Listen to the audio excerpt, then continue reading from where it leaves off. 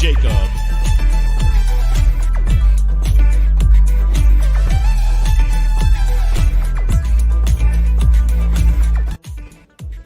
Boom. Big up, big up. How you doing? Welcome into episode number 26 here on United Spurs of America, the Untitled series. How are you doing? Hope you're keeping well.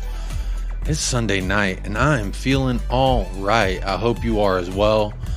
Again, Tottenham, Shakhtar Donetsk. I know it might be the, morning time for some of y'all out there down under with the prawns on the bobby, not the shrimp. But either way, I hope you're doing well. Good morning, good afternoon, whenever you may be tuning in. If you are on playback, please do say what's up in the comments and hit that like. Say good morning or something. Good morning, say it back. That's kind of the mood. How are we doing? What do we think of that performance? I got a poll running right now. The question is thoughts on the match. Right now 43% says entertaining, but holes need filling. Well, you know what they say about them holes when they need filling. I don't know what they say, but I hope you know what they say. Either way, let me not take too much longer to welcome in the most esteemed man. I hope he's doing well. I'm sure it's sunny where he is. It may actually be the afternoon out there where he is, so I hope he's keeping well. Let me welcome him in without further ado, Mr. Paul, the Hotspur hippie, the one and only. How you doing, Jacob? Oh, I'm too blessed to be stressed, my friend. How are you doing?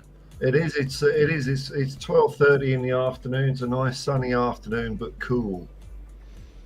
Cool. That's how we like to keep it. Cool as a cat. Cool as a cucumber, one might say. We got a couple people in the chat. It is late. I don't expect many people to be tuning in because typically people tune in whenever I stream in the afternoon on my time or in the morning.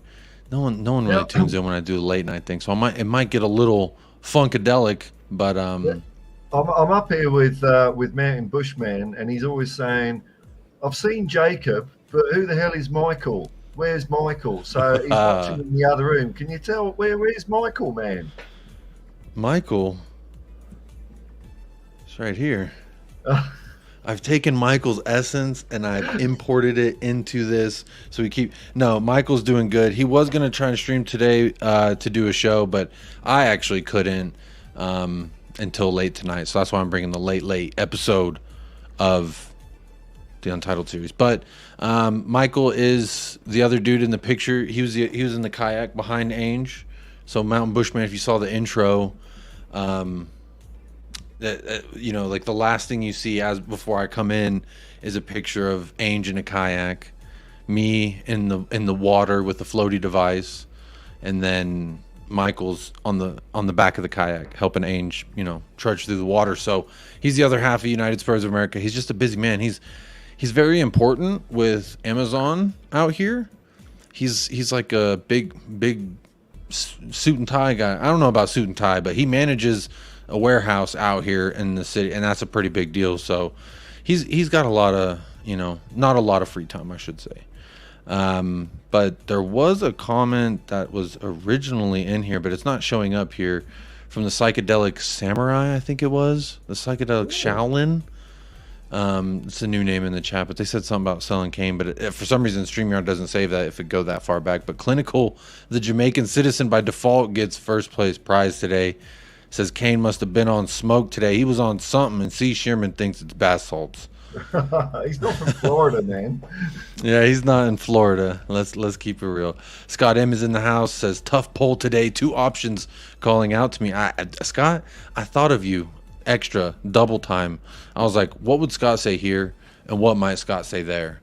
Like how's a Scott feeling on a scale of like super Scotty to like medium Scotty or like small Scotty? So I tried to give you some good options there tonight, Scott, because I feel like I need a little bit of grounding. When I watch these preseason matches, I really think it's important to not think too much into who does well and who does not, because obviously things are fluid in the way that we're going forward, Paul. So I don't know. Was there anyone that stood off the paper, just real quick before we really deep dive into what we saw and what made us happy about the thing? But was there anyone that read too much in it? But it's looking all right, isn't it? I mean, I'd rather watch that sort of football and the crap we've been watching the last 2 years. So I think Maddison had a really good game. Pape Matar always has a good game. Vicario had a good couple of saves. I thought it was a pretty good all-round performance, and Udogie, that sort of made me a bit more relaxed about left back. He defended well and got up well. It was good. I like that you pointed that out because that was something I was on a post game show with Jack, Kanicki, Mia, and Michael on the Irish Hotspur, and that was something that I brought up. That today, we were talking about our man of the matches, and I just put him in the nomination. If we're doing a poll with 4 options, his name should be in there, in my opinion. Not that he should have won it, but I was the third to go in this process, so I was a little bit like, let me, how do I say this? Let me just throw a name out there, is kind of how I approached it. And I was like, who's someone outside of Kane and Maddison that stood out to me today? And it was Udogie, because I really feel like defensively he was very solid. Yeah. Going forward, he was very fluid and very solid as well. So it kind of, like you said, Paul, I feel a little bit better about the left back position. It's like a relief, isn't it? Because it's like, we're going to have bloody Ben Davies there, or Reguilon, or not Sessegnon, please, because we don't know if Udogie can defend or not. It's like, no, we're all right. It's like, okay, let's breathe. We'll be okay. Angelo Tyro, my toe fungus has gone away. Big up, Jacob. That's interesting you say that, because I got a toe fungus ad today. Ironically, it's weird. It was like that might be the ad that Angelo was forced to watch. But thank you for participating in the ad viewing, because Google likes that. Lisa says big up, Jacob, and then there's Paul. Big up, Lisa. Right. Hope you're keeping well. Oh my goodness. It's been a long day, Paul. I woke up super early for this match, and now I'm streaming super late. My body's like, what are we doing here tonight? It's the Christoph adrenaline Kavalets. victory. I have 5 goals coursing through my veins. How can I sleep? Power up. Christoph Kavalets, big up, says 3:30 a.m. cannot sleep, waiting for the Barca game. There you go. Can't sleep either. Hope you're keeping well. What are your thoughts, Christoph? How did you see that match unfolding? Another preseason match, another match with over 30 plus shots. The whole narrative of, the second half team does better than the first half team. Well, we saw the same team for about 80 minutes of that, 75 minutes. So it was like a proper game of football, weren't it? He didn't change the whole team at half time, and the subs he was bringing on was kind of like it was a proper game. Mm-hmm. Exactly. I liked it. Yeah. Edward Wive Oz, big up Edward, says, I'm halfway through Ali Gold's ramblings. God. Big up Ali Gold. Your ramblings are welcome on this channel if you happen to come across this. But if there's one channel that I wish they had those chapter marks on, it was Ali Gold. So you could that's a good point. If Ali Gold introduced chapters into his videos, it would be, because you wouldn't have to thumb through and like, okay, when are we going to get to the next? Still talking about his kitchen. No, you could put him in. You could put him in times 2. Well, I don't want to get on too much about digressing from what he's talking about, because because I do it for sure. My mind's quite free, So I like to think that I do that as well, but I like to wrangle it in, keep it somewhat entertaining. But he's going solo, so I mean, to talk to a camera by yourself, it's pretty endearing. Or not endearing. It's very popular. Endurance. He's getting lots of views, so good on him, man. Good on. Rock on, Ali. C. Sherman. Michael is the adult of the group. Yes, he is. Ironically, he's younger than me, but he is the adult of the channel. He does keep me wrangled and tangled, but you know what? Big up Mountain Bushman in the house as well. Says appreciate the explanation about Michael. Big ups to Jacob and Paul. Big up Mountain Bushman. Hope you keep. Have y'all seen any kangaroos lately? Actually, I'll have a look. Hang on. Yeah, go check.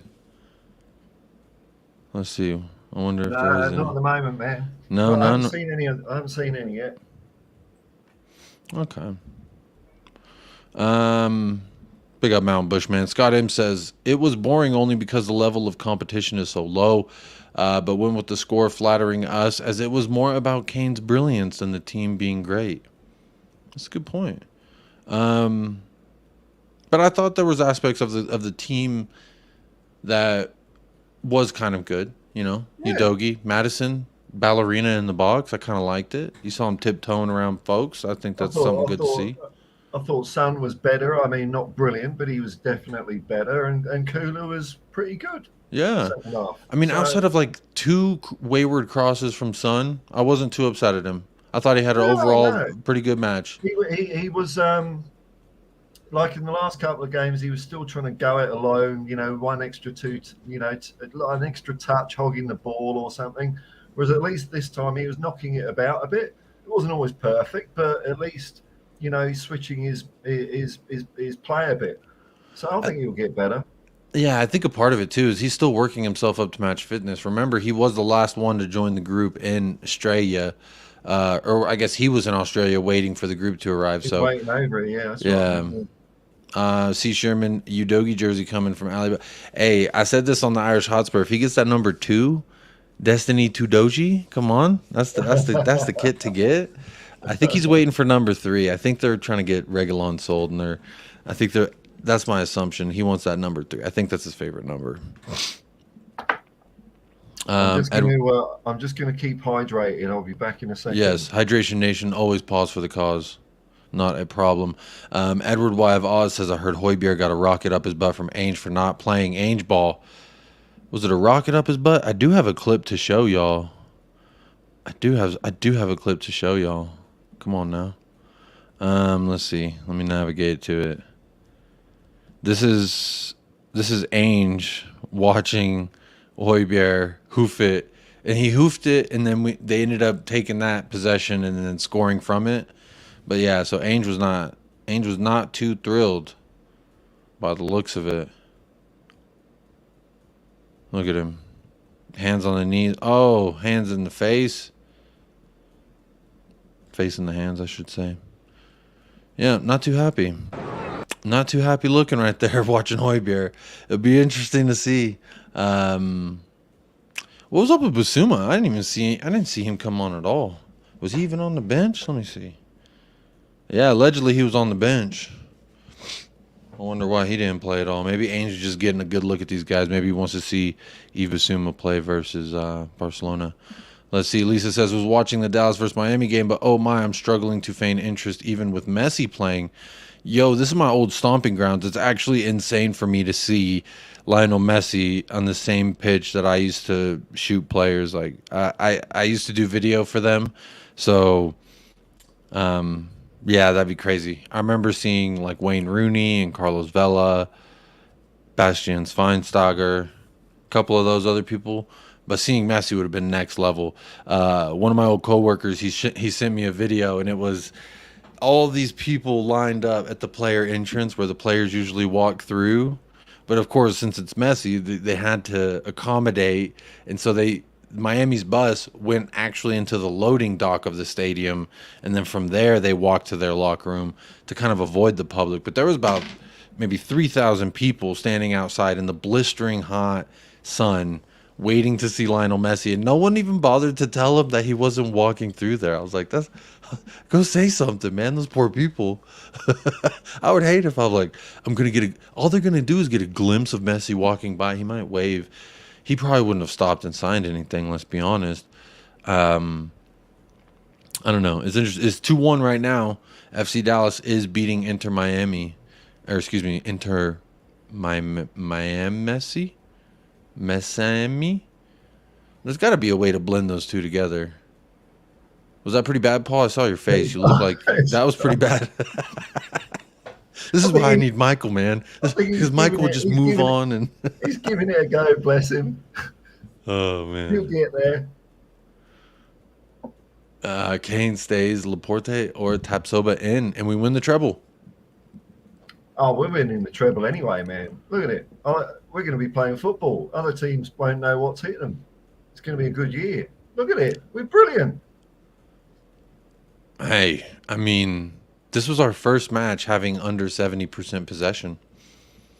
So that's kind of fun. Yeah, well, still a lot though, isn't it? I mean, 67% is a lot of the ball. oh no, what a failure. C. Sherman, need control F for audio. What does that mean? Is that my audio messed up? Can you hear me? I mean, you hear me all right. I hear you all right. I don't know what's going on.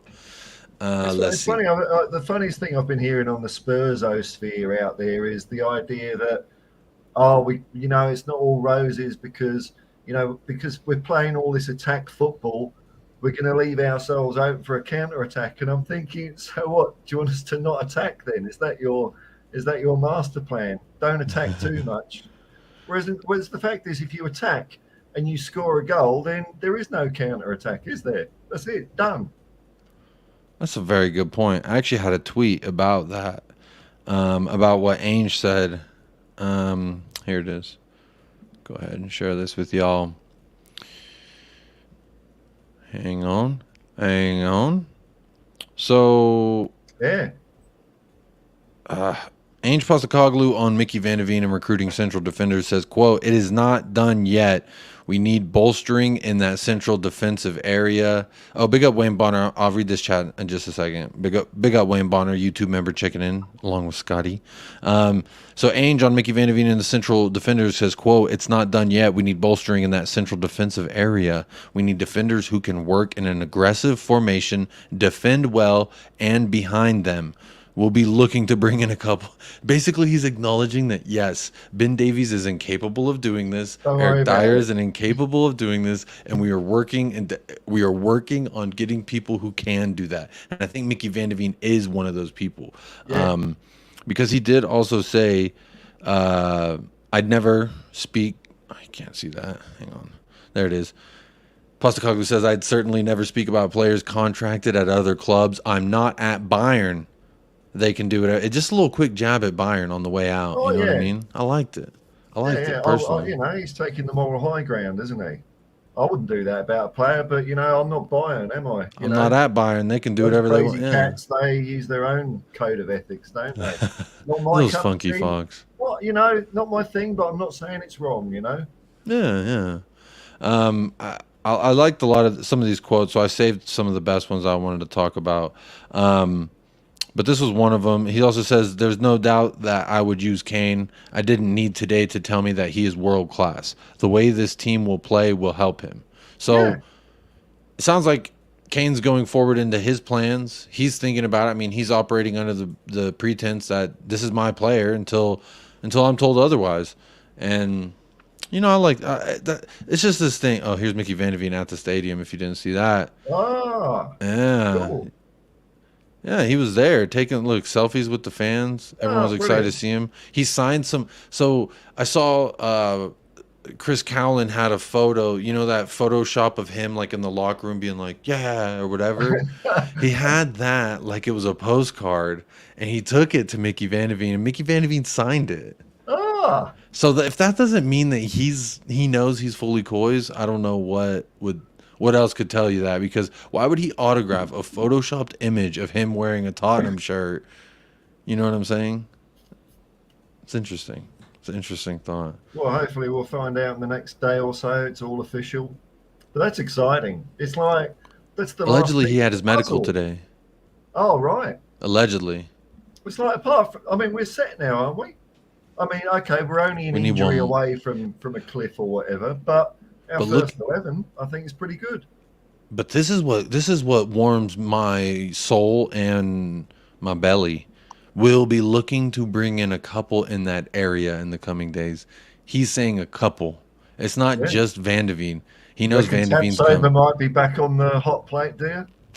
Part of me thinks it's going to be the easier option, the Tosin out of Right. bio. But you know what? Ashley Phillips is for the future. Van de Veen, you could argue, is for the future and potentially right now.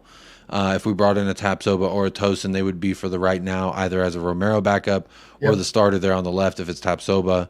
I see Tosin as Romero's backup, someone to challenge and be, another set of legs back there. Because let's face it, even Romero, he went in for a challenge, or he stole the ball off someone, or tried to at least, and then he kind of came out with a knock. So he he has missed game time. We do need a backup for him, and it cannot be Eric Dyer, in my opinion.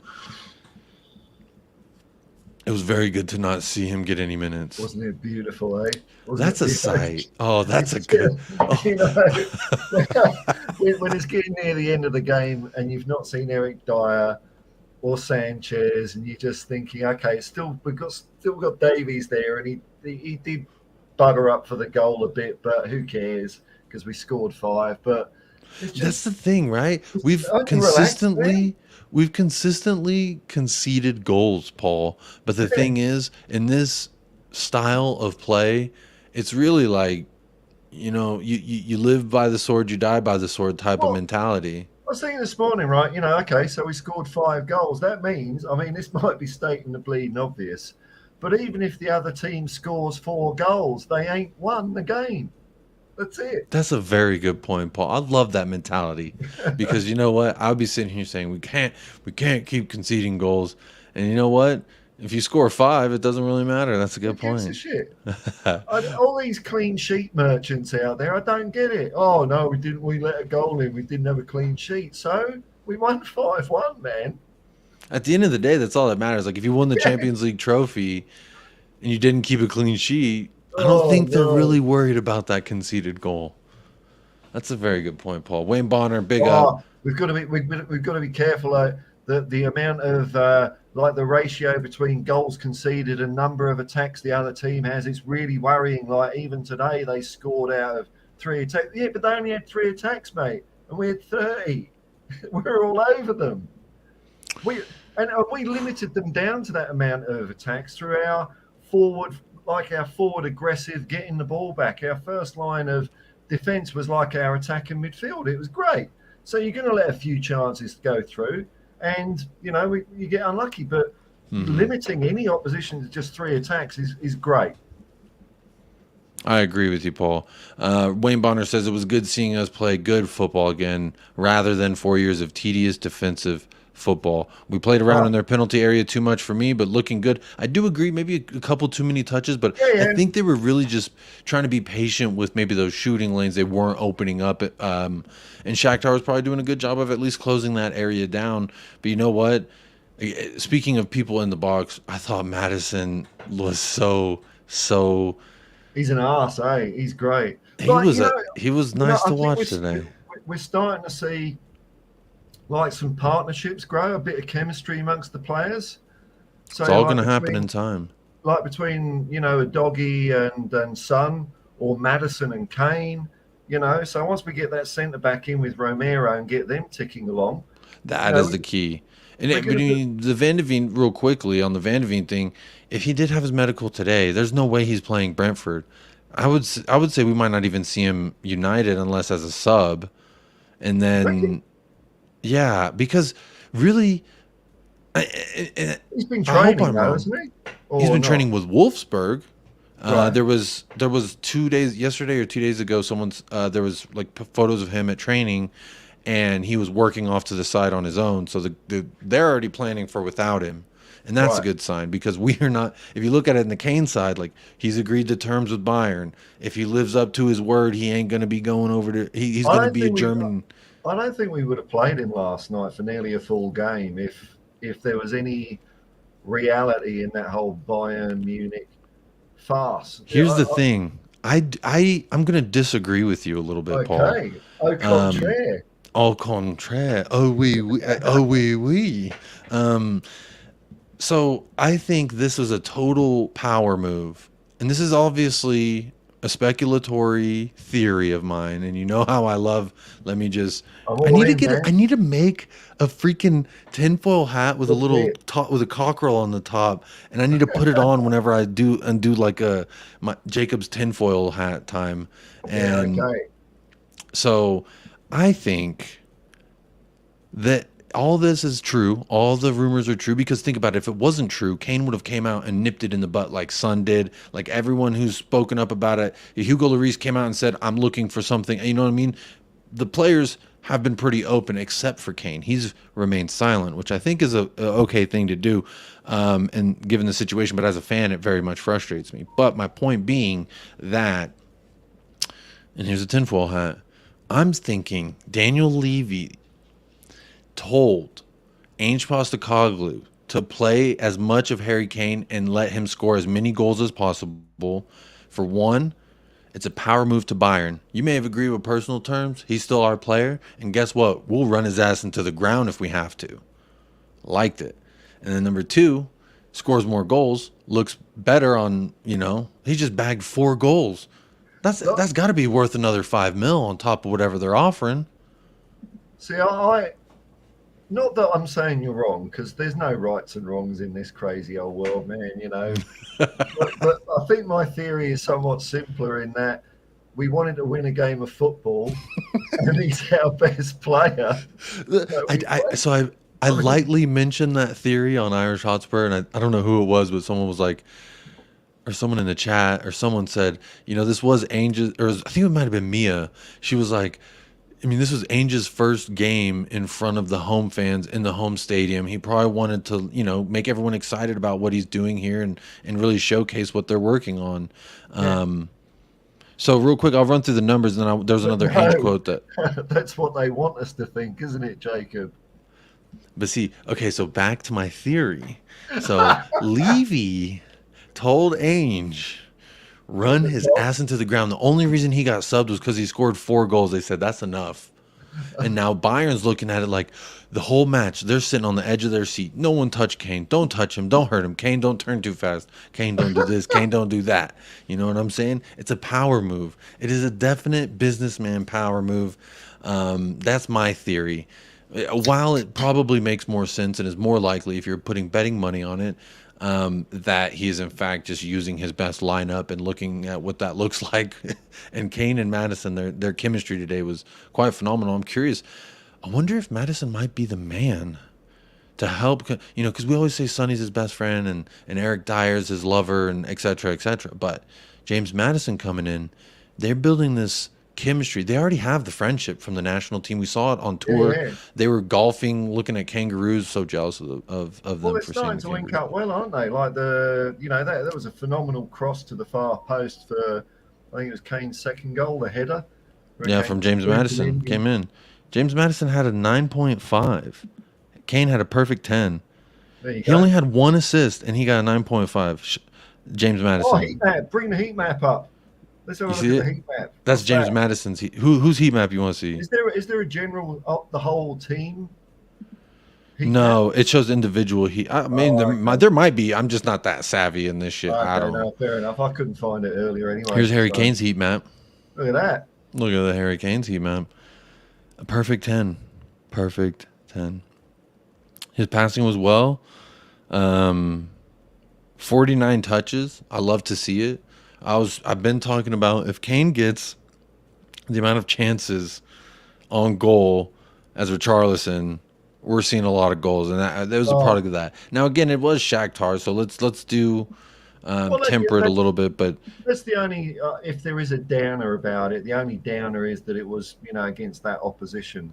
But we made them look bad as much as they were bad themselves. And we did the same against West Ham and we're really unsettling teams, putting them out of their rhythm a bit. So they're struggling to play football.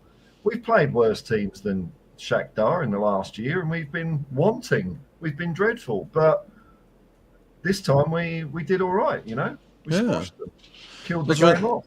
Let's run through the chat a little bit, say hello to the chat, and then we'll get back on topic. I feel bad. I'm ignoring everyone who's here. Again, it is late in the evening here in the States, so if you're tuning in from the States or you're tuning in from Australia or the UK, big ups to yourself right now. If you're live or on playback, I hope you're having a fantastic evening or day. Hope it's getting started off right. Big up Jordan is in the house. Christoph says Kulu needs to start on the left and Solomon on the right. I don't agree with this, Christoph. But I appreciate you telling me what you think. Lisa says, I watch all the Alley Gold vids, but prefer the Gold Guest podcast because you can speed up the audio. Alley's you can always put them on times too. It's not too bad. Big up Milton Nobrega says, howdy bro. Hope all is well, Jacob. All is well in the hood. All is good. Thoughts and prayers for anyone who can sit through a whole alley. Thoughts and prayers, love it. Daniel E. Messi League Soccer. It is now. That is he cannot stop scoring. Mesami or Messiami. I like it, Lisa. Those are good ones. Those are good, a little bit better than my suggestion. Big up J. Co in the house. Big up Patreon member right there. Edward Y says Bayern can put a gun to our heads, but I am not Bayern. Fair enough. He's not having his medical till tomorrow, says Daniel. So I guess I was wrong. Why was it Saturday? Then it was Sunday. Now it's Monday. I guess maybe the physio was like, I ain't coming in on the weekend. Get the hell out of here. Stapler ready and, I don't know, a Swiss Army knife just to do a bit of probing. Daniel says... Spurs is going to end up someday when they're the only player that got an injury during his pre-signing medical. That's how crap we are. No, we're so good, Paul. You said we're going to win the treble. No, we as a team we are. It's just our quack department ain't up to it, you know. No, I agree. I agree with you on that 100%. Daniel says Valise is on his way over here now for his medical. Yep, I heard that. Yeah, he was supposed to get here today. He's flying over from Argentina, so it's going to be a bit of a flight. I do actually have a little bit of something on Valise while I see it here. Let me just keep knocking out these saved tweets. It's perfect. Share this tab instead, and then I'll put that layout. So Fabrizio Romano, this was earlier today, says Alejo Valise is on his way to London, and he quote says, I just want to sign my contract with Spurs. It's imminent. He called it Spurs. Don't hate him, Paul. Don't hate him. He's a kid. He's a kid. He's all right. He's one of us. Valise confirms that he is not being loaned to Rosario. So we're not sending him back to Rosario Central. He says, quote, I will say goodbye to the fans with a formal message. And then also this little bit. I spoke with Gio Lo Celso, and he told me that I will have his support. How would that make you feel, Paul, if you have Giovanni Lo Celso's support? Oh, it'd be all right, wouldn't it? I mean, better than not having his support, I suppose. I mean, he's a bit scowly, so... But maybe he's got a supportive side to his nature, you know? He's like, I'll bring you the mate. I don't know how he's supporting this man. Big up John Fitzpatrick. Big up Jacob and Paul. Big up, buddy. Fitzy in the house. Jacob, why are we keep playing Kane? He is a goner. I'd rather see Richie and other combo to see. Richie was hurt, so we didn't even see him at all. Dane Scarlett with the goal today as well. Shout him out. Kane nice little half turn and finish, right? Yeah, it was all right, wasn't it? I was like, I thought you were a young man. You're a man. That was a man shot. He's a man now. Yeah, young Dane. He's grown up. He's grown up. It's Paul. It's emotional times, you know, when you see your kids grow up right before your eyes. It's pretty special. Wayne Bonner says, good to see Sarr getting decent minutes on the pitch. That boy's quality. Nice shot out of Sarr as well. He's not afraid to have a crack, and like he's been just going over the bar, but now he's on target. I reckon as soon as a couple start dropping for him, he's going to get a load more. It's great. Absolutely. All you got to do is keep calibrating that scope. You know what I mean? It'll. And think about some of the shots that he's taken on. They're not necessarily easy ones. They're all first timers. Volleys, half volleys, first timers. Yeah. I'm enjoying what I'm seeing from Sarr for sure. 110%, Wayne. Let's see here. Edward says Kane power move is elite 10 full material. No, I'm saying it was Levy, not Kane. That's what I'm saying. It looked like Kane's curtain call to me says she Shearman. There was a little video I wanted to share of Kane. Oh, what's going on there? My tweets are going crazy. Let's see here. Boom. Your exes, you mean? Oh, I'm going to get... Hang on. Whoa, hang on. Let me do that. I don't... These damn clips are trying to play. They're trying to catch me slipping. Hang on. What is going on here? I was literally on my bookmarks, and then it was like, here's your Twitter feed. Wow. That's fun. Love that. Let's say I'm booked. I'm really sorry about that. Hopefully, nothing happens out of that. But here is, there we go. So he's waving, but he don't look like he's saying goodbye. He just looks like he's like, bye, hello. Every game. To me, exactly. This is what I thought. I thought him doing this was more of a welcome back to the stadium, y'all. Yeah, I'm back. I'm going to be here all Hey, year. look. Hey, how you doing? Yeah, look at that. It wasn't like, he's going to be. It wasn't like the last game at that City. Remember whenever he was rumored to go to City and that was going to be his last game? He doesn't look like, the train's pulling out of the station and his loved one is running along the platform and he's going, oh, farewell. Oh, we may meet again. Oh, my lord. Throws a scarf out the window. It was just typical old Harry Kane. Hello, everyone. I'm back. I'm going to score 40 goals this year. That's it. Yeah, I don't know, C. Sherman. I don't think it was his curtain call. I think he was just taking a stroll saying hello to everybody. And also he did tweet something here. I have it here. He tweeted / Instagram posted ramping it up, C. Sherman. Yeah. He said ramping it up with pictures of him hugging, kissing the ring, and more hugs. Are you still Team 4 hat? You don't think that that's some sort of spy code for kill the French ambassador? You may kill the French ambassador. No, I think it.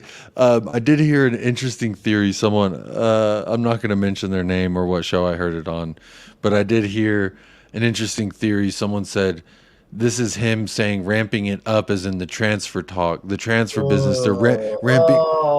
He's ramping up the business for his move to go. He's ramping up the agency talk. He's ramping up the pressure on Levy to get him sold. That was one theory that was thrown out there. It's pretty funny to me. Some of the stuff people can come up with. You can't write or say anything, can you? Without let's look at the hidden meaning in that, ramping it up. Like he's just scored 4 goals. What do you think he's talking about? Big up Joe Lance in the house. Big up Angelo Tyro. Went to sleep at 1 a.m. Then woke up for work at 4 a.m. to saying easy business. Go Spurs. Big up Angelo. That's what it takes. Paul, do you have the lighter?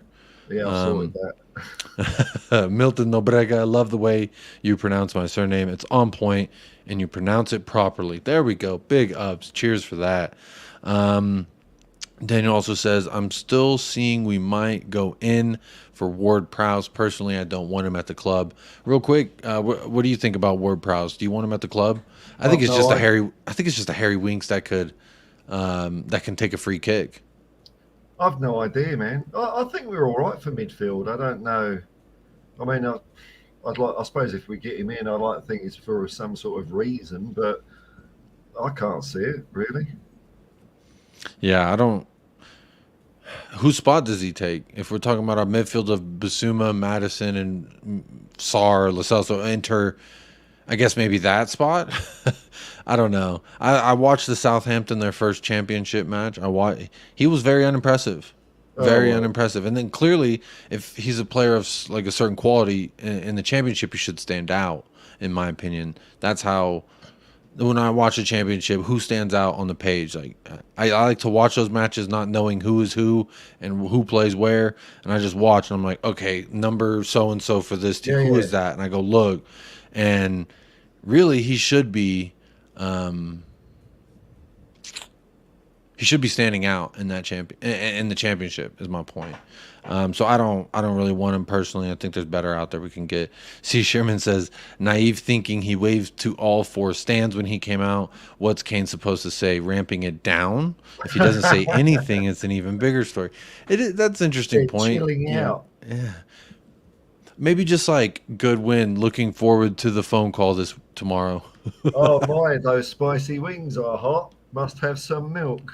Right. His reaction. I used that reference because someone said like, his body language, his face was saying this and that, and I kind of took a page out of your book. I was like, he could eat the hottest hot sauce on the planet, and his emotions don't change at all in the moment. He's just, well, that's quite uncomfortable. Yeah. I don't know why anyone would. I don't know why anyone would want to eat that.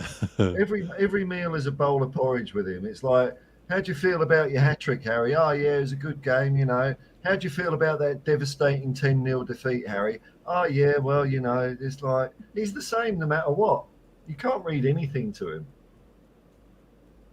Oh, I agree. I see this message. Big up, full bull in the house. FC Dallas is now beating my Inter Messi by 4-2. Is Playing a Messi little playing? Angel. What's that? Is Messi playing? Yeah, he scored the first goal of the game. Oh, okay. Yeah, he literally can't stop scoring. He came into the league and I think he has a goal, at least a goal or two contributions every single match. Is quite crazy. Go FC Dallas. Kudo says this is making me feel like we might keep Kane. Big up Kudo. I don't know, man. So part of me just wants to say. We got 5 days. We got what? 6 days to last. When's Brentford? He said if he's playing for us at Brentford, that's it. So what's that? 5, 6 days? It's nothing. Just hang on. Just hang on, and Harry Kane will play for us. Hang on. Hang on. You know, the argument though that I think has been thrown around to the people who feel that Kane should stay is, so if he stays, then he goes on a free next summer. Possibly. Possibly, indeed. But again, who's to say that we don't do something dangerous, something scandalous?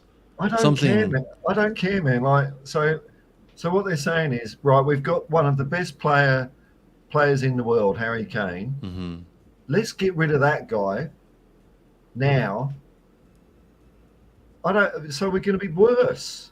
I want us to just be best. I want to see the best players wearing Tottenham shirts. And it's stuff like, for me, the dream is he sees that we do something maybe this year and he signs a new contract somewhere during the year. That would be great. Yeah. But if that doesn't happen and he goes somewhere else on a free, well, hopefully we've had a good last year and, you know, we've played some good football. That's all I care about. And you know what? Like, think about it from a fan's perspective. Do you want the last time you've seen Harry Kane to be the last time you've seen Harry Kane in a Spurs? Personally, no. But again, I guess it comes into the conversation of heart versus head. Like from a head perspective, they would say, "Oh, get the money now because it's better than letting your beggars." From a business standpoint, it's best to keep your largest financial asset and sell it at its highest value rather than letting it depreciate over time. I can feel it seizing up, man. I can feel it. You're killing my soul. You're killing my heart, man. The bureaucratic foundation of the corporations and the bottom line. Talking like they're Mr. Moneybags out of Monopoly now. Wow, you know, if we don't amortize this player at a rate of 5% over the I just want to see fucking football. I love your old man impression, your old McScrooge impression. Oh, man. Yeah, we got to maximise the asset. We got to sell him. It's reprehensible not to sell him before he's worth money. Yeah, let's sell him while he's good. What that great football idea? Get rid of our best player. I guess to try to look at it from a business perspective. Yeah, I'm supporting Tottenham, but I just want them to be a little bit shitter. So let's get rid of Harry Kane and have that money. It makes no sense to me. It's great because you come from a strictly football perspective rather than like a club finances perspective, and you know, I like to try and have a little bit of both, but honestly it feels so much better to lean into the football side, to the emotional side. It's a lot more fun. I'm just gonna admit it. Just stop the noise, man. You know, it's a good point. Like when I look at do I want to see this season with Harry Kane playing? Yes, I do. You do, and it's like you don't, and I guess like in the most basic sense, that's kind of what it boils down to. Daniel says, I know it doesn't make sense because he can't play the 6. Ward-Prowse's not mobile enough, and he'll go, oh yeah, Ward-Prowse. I agree with you, Daniel. No. Let me. I don't understand. If Kane wants to hurt Levy, he should just play out the year and ask for 80 million to sign up the next club, please. Plus the wages he'd expect from Bayern this year. Well, and there is another option as well. Like if Harry Kane wants to go next year, but wants to give the club a bung or something, he can sign a new contract with a release clause or something like that in it. There's that option. But just to say no, Bayern are paying something million currency. Let's let him go. No, ridiculous. But $100 million? $100 million. But we won't be as good, will we? It doesn't matter if it's a billion. And But let's say we take that money and we get. I hear all these people saying, "Oh, Kane can't play into an Ange system." All these people that had never heard of Ange Postecoglou 6 months ago. Oh no, Kane can't fit into an Ange system, can he? Hang on. I mean, that's what they're saying about Vicario now. They're saying, he can't. Let me ask you a question. You're the goalkeepers union. I thought Vicario did pretty well today. Nice bit of reflexes. What did you make of him, Jacob? I don't blame him for the goal. I don't think the goal was his fault personally, and I would also say that I thought he had a couple of really good saves. I thought his reflexes are good. I think maybe his ability to his positional awareness and his ability to track maybe a long shot isn't very good. But there was another play I remember. I can't remember if it was the first half or second half. I only watched the game the once, and it was when I woke up this morning. But there was a moment where a Shakhtar player had a moment in on the goal, and he used his body. He was kind of out of position, and he made up for it well by getting big and low, and he just like used his body to consume the ball away from the opponent. And so like that was promising. I thought his reaction, his kitty reaction, the meow meow. I liked what I saw in that aspect.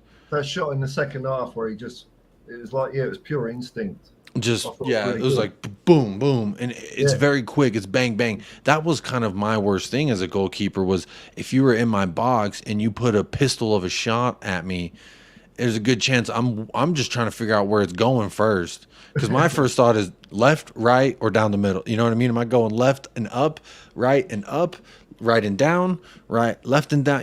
There's about 6 to 7 areas. Plus number 8, which is you just standing there and it hitting you in the chest. So, as a goalkeeper, you're presented with and the ability to just, that tennis ball drill. It's like, pew, pew. I liked it. I'm not too upset with the guy. I think some people are worrying a little too much about him. I think so. I think he's all right. Yeah, I think he's all right. This preseason, he's shown the ability to get down in a hurry and stop some really fast-paced shots. And really, that's kind of I'm not too worried about it. And if you sign a Lemon as a goalkeeper, it does stick out like dog's balls immediately, doesn't it? You can tell in the first couple of games, whether they're up to it or not. And he's showing signs that he's up to it, I think. Absolutely. I agree with you. That's a good call. C. Sherman, I don't think there's any scenario where he leaves on a free. He'll sign a contract so that he can make Spurs some money when they sell him. Yeah, I hope that's true. Excuse me. Why not? Yeah, why not? Kudos says, I'm just waiting for that Brentford game at this point, checking Fab multiple times. Heard a funny joke of Bayern buying him a villa because they're so sure he's going. That's funny. Wow. Bayern's been shameless. Daniel says, Paul, you can't guarantee that Kane will stay if he don't go by Brentford. The press said this.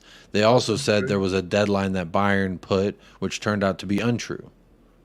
That's the thing. Flip a coin. Whenever you read something, flip a coin, and there's your chances of it being right or not. I'll put it that way. Well, even when Bayern put a bid in, it was some places were saying 85 million plus add-ons or euros or pounds, or no, it's 75 or it's 100 million. No one knows. I agree with you, Paul. No one actually knows. That's the thing, as I always say, when someone says, this is how he feels and this is what he thinks. I'm like, he told you that. That's a red flag, man. Or the what is Kane going to tell his grandchildren? What the fuck you mean? What is he going to tell his grandchildren? What is he going to tell his child tomorrow? He doesn't even know. This. He's got plenty of individual trophies he could share as well. So let's keep it that way.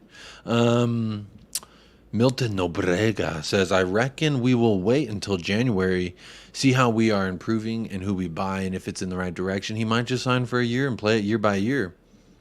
Okay, I'm cool with that. It's like, what if we get fifth place in a Carabao Cup? You think he'll stay? Tell me, Grandpapa, tell me about your football days. Okay, gather around, children. Sorry, what was the question?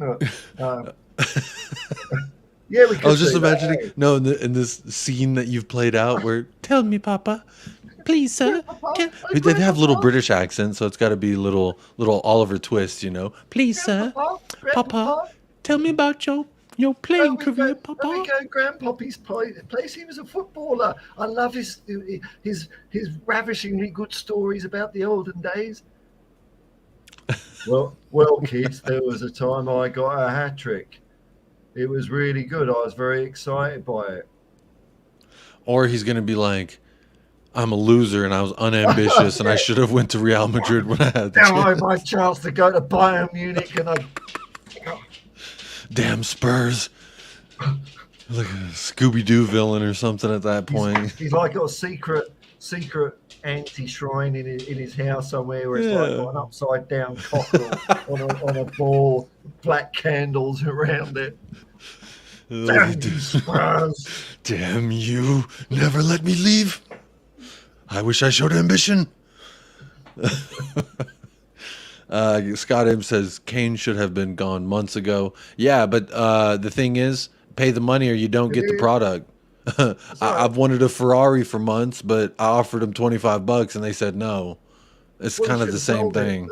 That's what they're saying. Oh, sell him. Well, if they're not paying the right price, why? Sell them for what? Peanuts? No, thank you. Fuck that. My camera's getting blurry. Kudo, if they offered a 100 euros, not pounds, not enough. Exactly, 100 million euros is like 85 million pounds. And think about it, when we in turn go spend our money, it is in pounds, so we are losing money due to the currency exchange. It needs to be 125 euros. Get us over 100 million pounds, I'll talk to it then. Then I'll look at, because Paul, I do agree with you, but I've always said all along, 100 million pounds or you don't get your man. It's just that simple. And I feel like if they do offer 100, I have to start looking at the future at that point from my personal side. Is like your personal portfolio.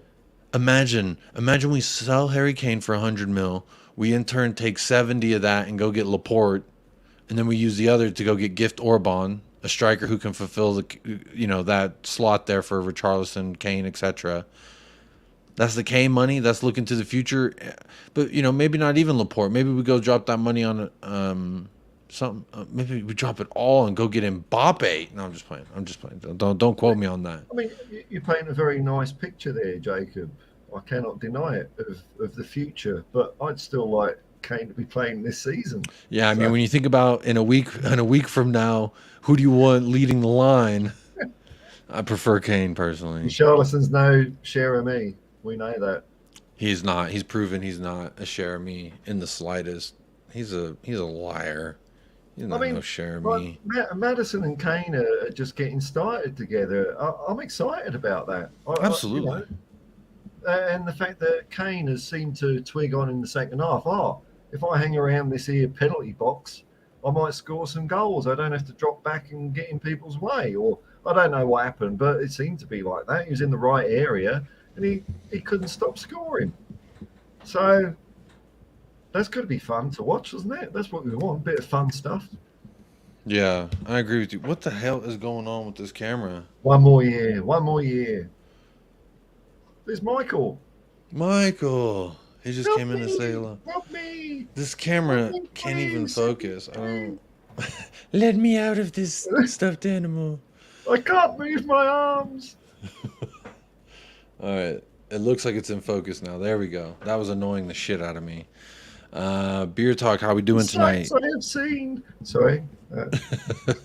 Beer Talk, how we doing tonight? Doing fabulous, my friend. Wonderful, Too blessed to be stressed. Hope you are too. Craig Drinking the Gecko, the sweet man. nectar of victory. like a gecko licking up some sweet juices from a tulip or something. Craig the Gecko Man says, I heard Tottenham fans will be banned from Oktoberfest if Kane stays. Are you celebrating Oktoberfest? I'm personally going to ban it this year out of protest. It's not a thing. So, no. Sub to the Mancunian way. Big Steve. Big up, Big Steve. Mate, switching from a 5-back to a 4-back, and you lot have scored 10 in 2 games. Well, it's not rocket science, is it? If you're using more players to try and score a goal than stop a goal going in, football's not hard, is it? Maybe we are overcomplicating a very, very simple thing. Well, 10 forwards and a goalie. That's what we need. You know, when I heard these people say, "Oh, we can't attack too much because we'll get counter attacks," it's like, "Oh, okay, let's not attack then." That's how ridiculous it is out there. Big up, Big Steve. Thank you for being here. Sorry to. Hey, I was really hoping y'all win that shield today. You know what I liked in the Ange press conference, whereas he said, "Oh, one of the bad points about the game was the way we played the last 5 minutes of the first half. We were just trying to play for 1-0, and that's not what we're going to do here." It's funny you say that because I have that very quote. A really good quote. He looked pissed off. He did. He might have given him a bit of a talking to at halftime. I'll get back to the chat in just 1 second. I'll read this out for you. The thing that this says is Postecoglou on what he saw in the match today, which frustrated him. So it's this is like a letter you get from your teacher when you've been farting around in the classroom. So he says, it's not a reflect. I like that he took blame he didn't blame the players. For this, he said, this is me, and it showed me what else I need to work on for them and what we need to do. So I loved his responsibility taken here. He says, quote, "It's not a reflection of the players. It's just where we're at. I think we're doing a lot of things where it's because I'm telling them to do it rather than their belief. I really wasn't happy with that the last 5 or 6 minutes of the first half, we were just playing for 1-0. That doesn't sit well with me." I love that part. Awesome. That doesn't sit well with me, mate. It sits on me like a shrimp on the bobby would sit. You never rotated it. Yeah, was that pretty bad? That was pretty bad. It's getting late here. I'm sorry. Don't judge my Australian tonight because it's getting late. That doesn't sit well with. Better my Texan accent anyway. That's pretty bad. That's a pretty damn bad. I'm not gonna lie. That's a bad accent, Paul. I've got a bad Australian. You've got a bad Texan. We're yin and yang, my friend. Get off your horse and drink your milk. Good eye. That's not a knife. This is like a rap battle. Yeah. With two people who can't. Yeah. I give up, man. That's not a knife. This is a knife. Right. It's not. Results always matter, mate. I'm trying to listen to a lot of Ainge so I can try and do a good Ainge impersonation. Yeehaw, we just got over the county line. We're free. The county jurisdictional thing no longer exists. So actually, that's a Wild West thing. That's back in like Bonnie and Clyde days when counties didn't talk to each other. Yeah, but according to like American TV, this is what I believed in England. Like you could do like a crime and drive 2 miles down the road, and the police have to stop and just wave their fists at you.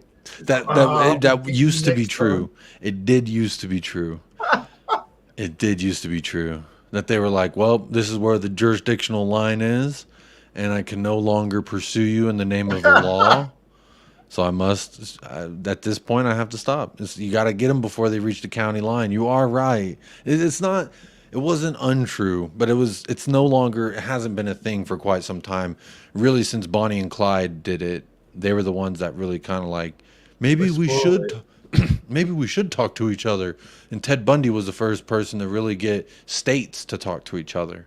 Wow. Because he went from like West Coast to Florida. He was kind of all over Colorado. He was all over the place. And so there was like, crime spurts here, and here, but they're all connected. No one knew. But as soon as they started talking to each other, well, next thing you know, they caught the guy. That's a little side tangent for you. But back to what Ainge, quote was saying, playing for the 1-0, that doesn't sit well with me. But then listen to this next line. I don't blame the players because they're going at the moment through my guidance. But it shows me that we still have a lot of work to do in terms of getting them to really believe and be the team we want to be, which is not unexpected. We've been working together for 4 or 5 weeks. So when I see things like that, it's a good sort of reminder for me that there's still a fair way to go. Yeah. What a quote. What a beautiful quote. Honestly, every time this man talks, I just want to hug my little kangaroo stuffed animals. I need an Ainge doll. I need an Ainge figurine or something that I can look at and like really be, you know, because when he speaks, it's just like, damn, that's my manager. You know what I mean? You just want to be you with Ainge. Yeah. I would like to give him a hug. I feel like his shoulder area would be a good place to like grab onto when you hug him. It's okay, Jacob. It's not your fault.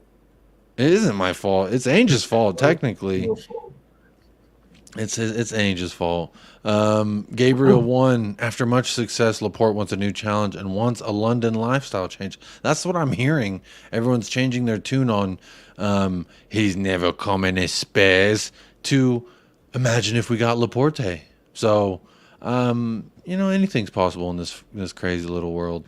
Beer Talk says, I have maintained 2 things. Kane won't leave this summer, and he will also sign a new contract. That's the sort of beer talk you want, man. That's naughty talk. That's excuse me. Beer Talk to me nicely. Milton Nobrega says, old man Jenkins, if it wasn't for the Medley kids, I would have gotten away, Scooby. Oh, Gary K with his I would have gotten away with it if it wasn't for Scooby and I forget the line how they use it. I need to watch some Scooby-Doo, get back to my roots. Kane probability of not leaving increased today, says Gabriel. I agree. Everyone said today was going to be the indicator of Kane. Today was going to be the determining factors of whether it looks like we're keeping him or not. They only want 30 to 40 for Laporte. So there we go. They did get Josko Vardiol in for a big whopping, I think 90 million, 80 million, something crazy. Money, eh? He's good though. It's a lot of money. It's not a little bit of money. How do you say money? That was tough. Money. Yeah. Money. You actually don't say money with an accent. That's why did I say it? Why did I say it so weird then? Money. That's not really Australian. That's kind of north of England. Hey, Chucker, you got any money? You got any money on you, little popper? Kudo says. Also, that? You little bugger. You little pocker. All right, you little. What did I say? The first? I don't even know what I said. I thought you said you little bubbler. Oh, poppet. That's what I said. Oh. You little poppet. Like a little cobble boy. I don't know. I've seen a Christmas Carol. And a dicky bow. Little chap. Yeah, one of the little. Yeah, don't you come here near my park again? Oh. You know. Yeah. One of them little kids. Kudo says, for him to leave now seems a little iffy because the season is almost starting and him leaving might cause some nerves. Players need to get used to one another and whatnot. Agreed, Kudo. This is why I would have loved to have all of our signings in very early on. Milton Nobrega says, fans are fickle. I agree with Paul. Rather win 5-4 than lose 1-0. But we defended well. Pat on the back, boys. We defended well except for that one moment. And then in the second half, they were threatening us quite a bit. But you know what? It's all right. Prawns on the barbecue. Ain't that right? Big up Mountain Bushman. Sorry for my horrible accents. I'm really sorry. Beer Talk says, you guys trading accent has me snort laughing. My wife in the next room says, the hell are you laughing? Big up Beer Talk. He's having a good time listening to you be texting and me say, good day. Good day, mate. Don't they have barbers where you come from, boy?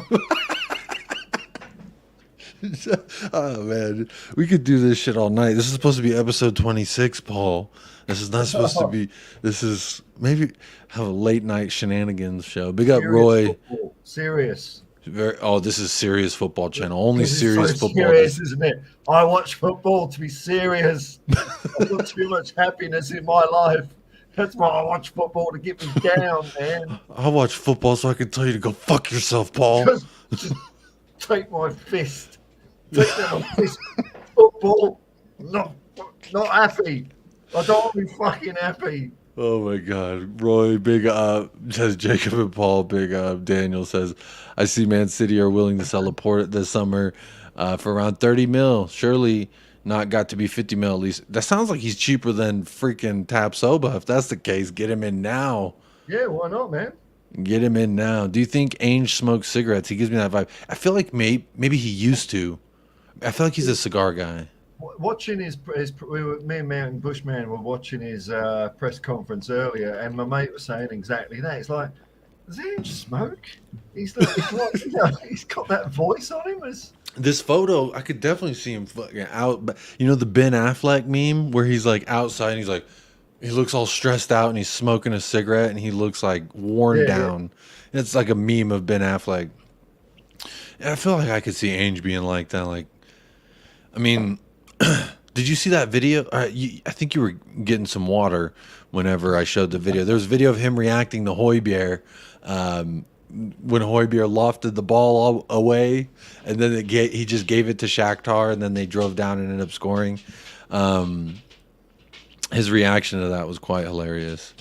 He was just like, he was very upset, hands on the knees, everything. Hello, governor. Hello, Edward. I'm watching greatness right now. Jacob, the first person to rate Van de Ven out of all Spurs fans, and Paul, the first Spurs fan there to say Ainge is for greatness. Big up, Daniel E. Thank you. See, I like it when people recognize what you bring, what I brought. You know, we've been here. I brought the potato salad. I've just been waiting for everyone to dig in. Now they're saying, who damn was this mayonnaise or Greek yogurt? And now, look at who's talking at the barbecue. Everyone says, Paul, I didn't realize your house was so nice. I didn't realize you had this big, glorious backyard that could host such a fancy, swanky dinner party barbecue. And guess what? Here we are. And I got my potato salad. You're here at the barbecue. We're having a good time. And everyone's enjoying themselves. Let's be honest. Big up Daniel E. I like it when real recognize real. Hopefully Van de Ven pans out and I don't look like a because then imagine Van de Ven and Romero both are busts for us in the long run. Everyone's gonna say this fucking guy. He wanted us to get Van de Ven. He rated Romero. It's all his fault. It's your fault, Jacob. It might be. But you know, I hate being a Spurs fan, and I hate you. I hate you all. Oh, I meant to click on this one. Something tells me, man, Romero's going to be good this season. I feel like he's going to come good this season. I don't know why. He did pick up a yellow card, but you know what? He just wanted to get to grease his wheels. You know what I mean? But you know, well, okay, Tottenham win the Fair Play Award. Thanks. Who wants that? That's one award you don't ever want to have, surely. Surely, but don't call me Shirley. Scott M says, "Little Popper." Does Jacob think England is? See, I think it rings true. Paul, it rings true because you think that the way the States operates is like back in the 1800s too, where you and the horse have to stop as soon as you hit the state line, and then I'm little Papa. It's like a Christmas Carol is where I feel like I've heard this jargon used. So apologies. I hear some messed up. I'm expecting you to get a knock at the door. Telegram for Jacob. Telegram for Jacob. That's how I think it still happens in America because you're out in, the Wild West there, man. It's not as wild as you would think, but I like it. I sent you a nice picture of the sunset today. It's usually beautiful. Yeah. That's where my dog likes to go take a shit. So he used to have that whole mountain to take a shit on, but then the property owners, they put a fence up because he was pooping too much. So now he poops on the fence. He'll piss on their plants through the fence. What a guy. Shout out my dog. Well, I suppose if you can have a shit anywhere, it's a nice place to... Think about it. The sun is setting. You're on the side of a mountain. Shit rolls downhill. It's a great time. Beer Talk says, I hear some messed up accents too, and I live in Northwest Arkansas. I love my grandma's accent out there in Arkansas. Y'all want some sweet tea out here in Texarkana? Very nice, southern accent. Have relationships with that woman. I did not have relations with that woman. I have relationships with that woman. I did not have sexual relations with that woman. She just suck me off. That's it. It's the same thing like whenever they said, have you ever smoked pot? And he was like, they smoked pot around me, but I never inhaled. Those photos are a lie. You may have seen me puffing on the doobie, but I did not inhale. It's like, what a guy. Bill Clinton, what a guy. I hear he's a friend of Epstein, too. What a guy. Gabriel says, say goodbye to the days of, quote, snatching defeat from the jaws of victory with negative football. There you go, Gabriel. Gabriel sounds like they're in on the Ainge Postacoglu train. Gabriel sounds excited. Google Postacoglu cigarettes and look at the Sopranos image with him smoking a cigar. All right. I'll bite. Here we go. Wait, let me see this. That's a Photoshop job, though, is it? Sopranos image with smoking a cigar? Sounds a bit... Postacoglu. Cigarettes. He said cigarettes. Yeah. Hang on. Hang on.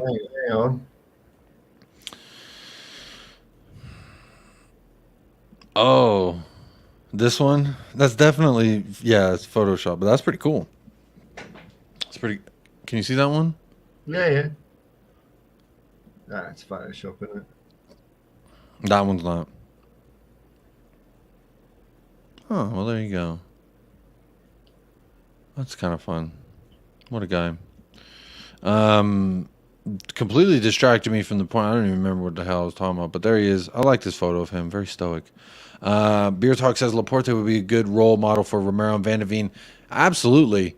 I mean, this guy's a treble winner, serial trophy winner. If trophies were bad for your health, he'd be in rehab trying to get better and be like, let me get the trophy. You know, and Kane would be a model citizen. But luckily, that's not the case. And I think anytime you have a serial winner joining your squad, that just naturally makes everyone a little bit better. Because think, if someone you've played against who you respect, who's gotten the better of you sometimes, you know, not all the time, because when they come to Tottenham Hotspur Stadium, they do not win. But, yeah, absolutely. Laporte in there, talk to me nicely. It puts the usual Muppets down the pecking order a bit as well, doesn't it? Then it's like, yeah, because if Dyer's saying, and it's like Laporte's like, no, go over there and do this. You're gonna listen to that guy, whereas fucking Frankenstein's out here trying to direct traffic. Milton Nobrega says, Jacob, have you ever tried Vegemite? It sounds like some kind of vermin that eats the vegetables out of the garden, and some kind of like, what is Vegemite? Yeah, we hunt them, squash them, and put them into jars, and it's like a very tasty sandwich spread. After about 2 months, they decompose into the jar, and it's mushy. You spread it on a toast. Yeah, it's like yeast extract. I'm not gonna lie, I would not eat that. I don't know if you are a yeast freak, Jacob, but I mean, if you've ever come across yeast in the wild, I often think that would look nice in a sandwich, and that's what we do.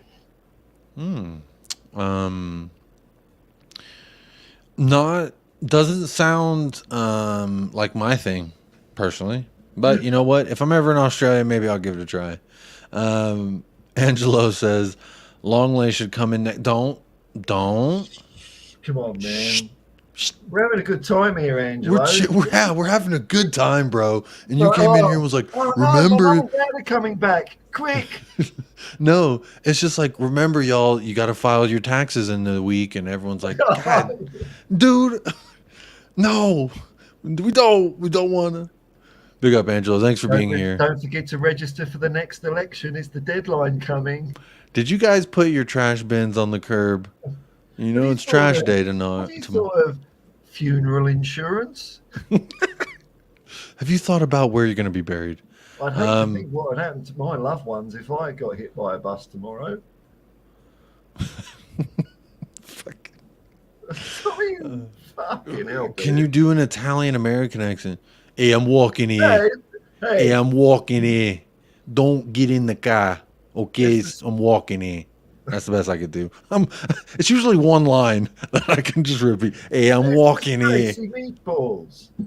It's a big spicy meat. You put it in the sub and I'm walking here. You talking to me? Are you talking to me? That's kind of Cuban though. That's like the you're going for the Tony Soprano, not Tony Soprano, Tony Montana, Tony Montana. Taxi Driver, Robert De Niro. Oh, okay, yeah, then you are right. Hey, you Yeah, De talking to Niro. me? Say hello to my little friend. Say hello to my little friend. All right, we need to. I wonder how much of this damn show we've been going for an hour and 20 minutes, and I wonder how much of it is me and you being like, Come on, Tottenham. Come on, you Spurs. Anyway, enough of that. oh, oh my god.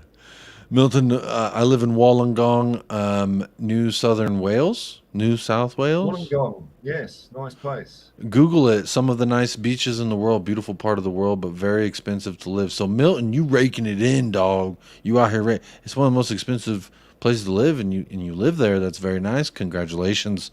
I like nice beaches. Gives me a nice. Where's Wollongong in comparison to you? Wollongong, it's about 90 kilometers south. Sorry, that's what units of measure is it? Like chains and furlongs and shit over there.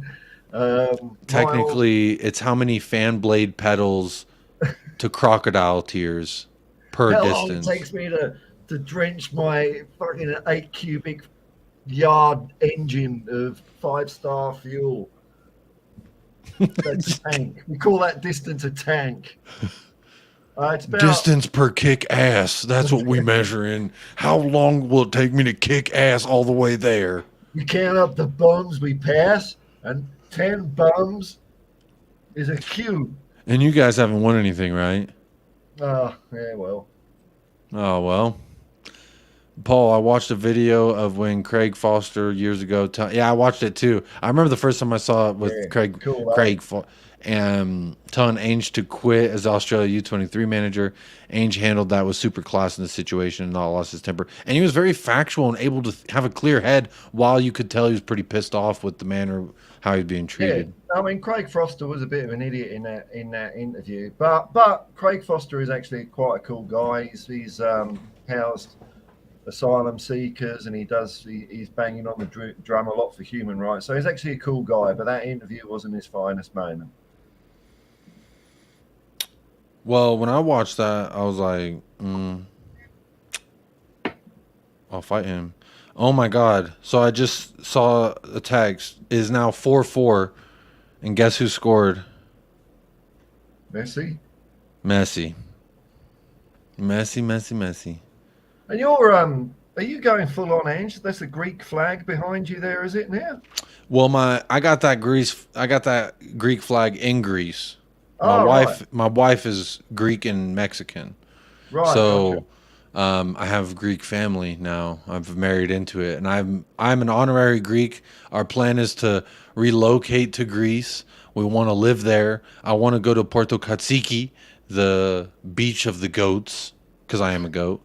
And I want to live the rest of my days renting out 4-wheelers to people and chilling out on a beach and just waking up at fucking whenever the hell, you know.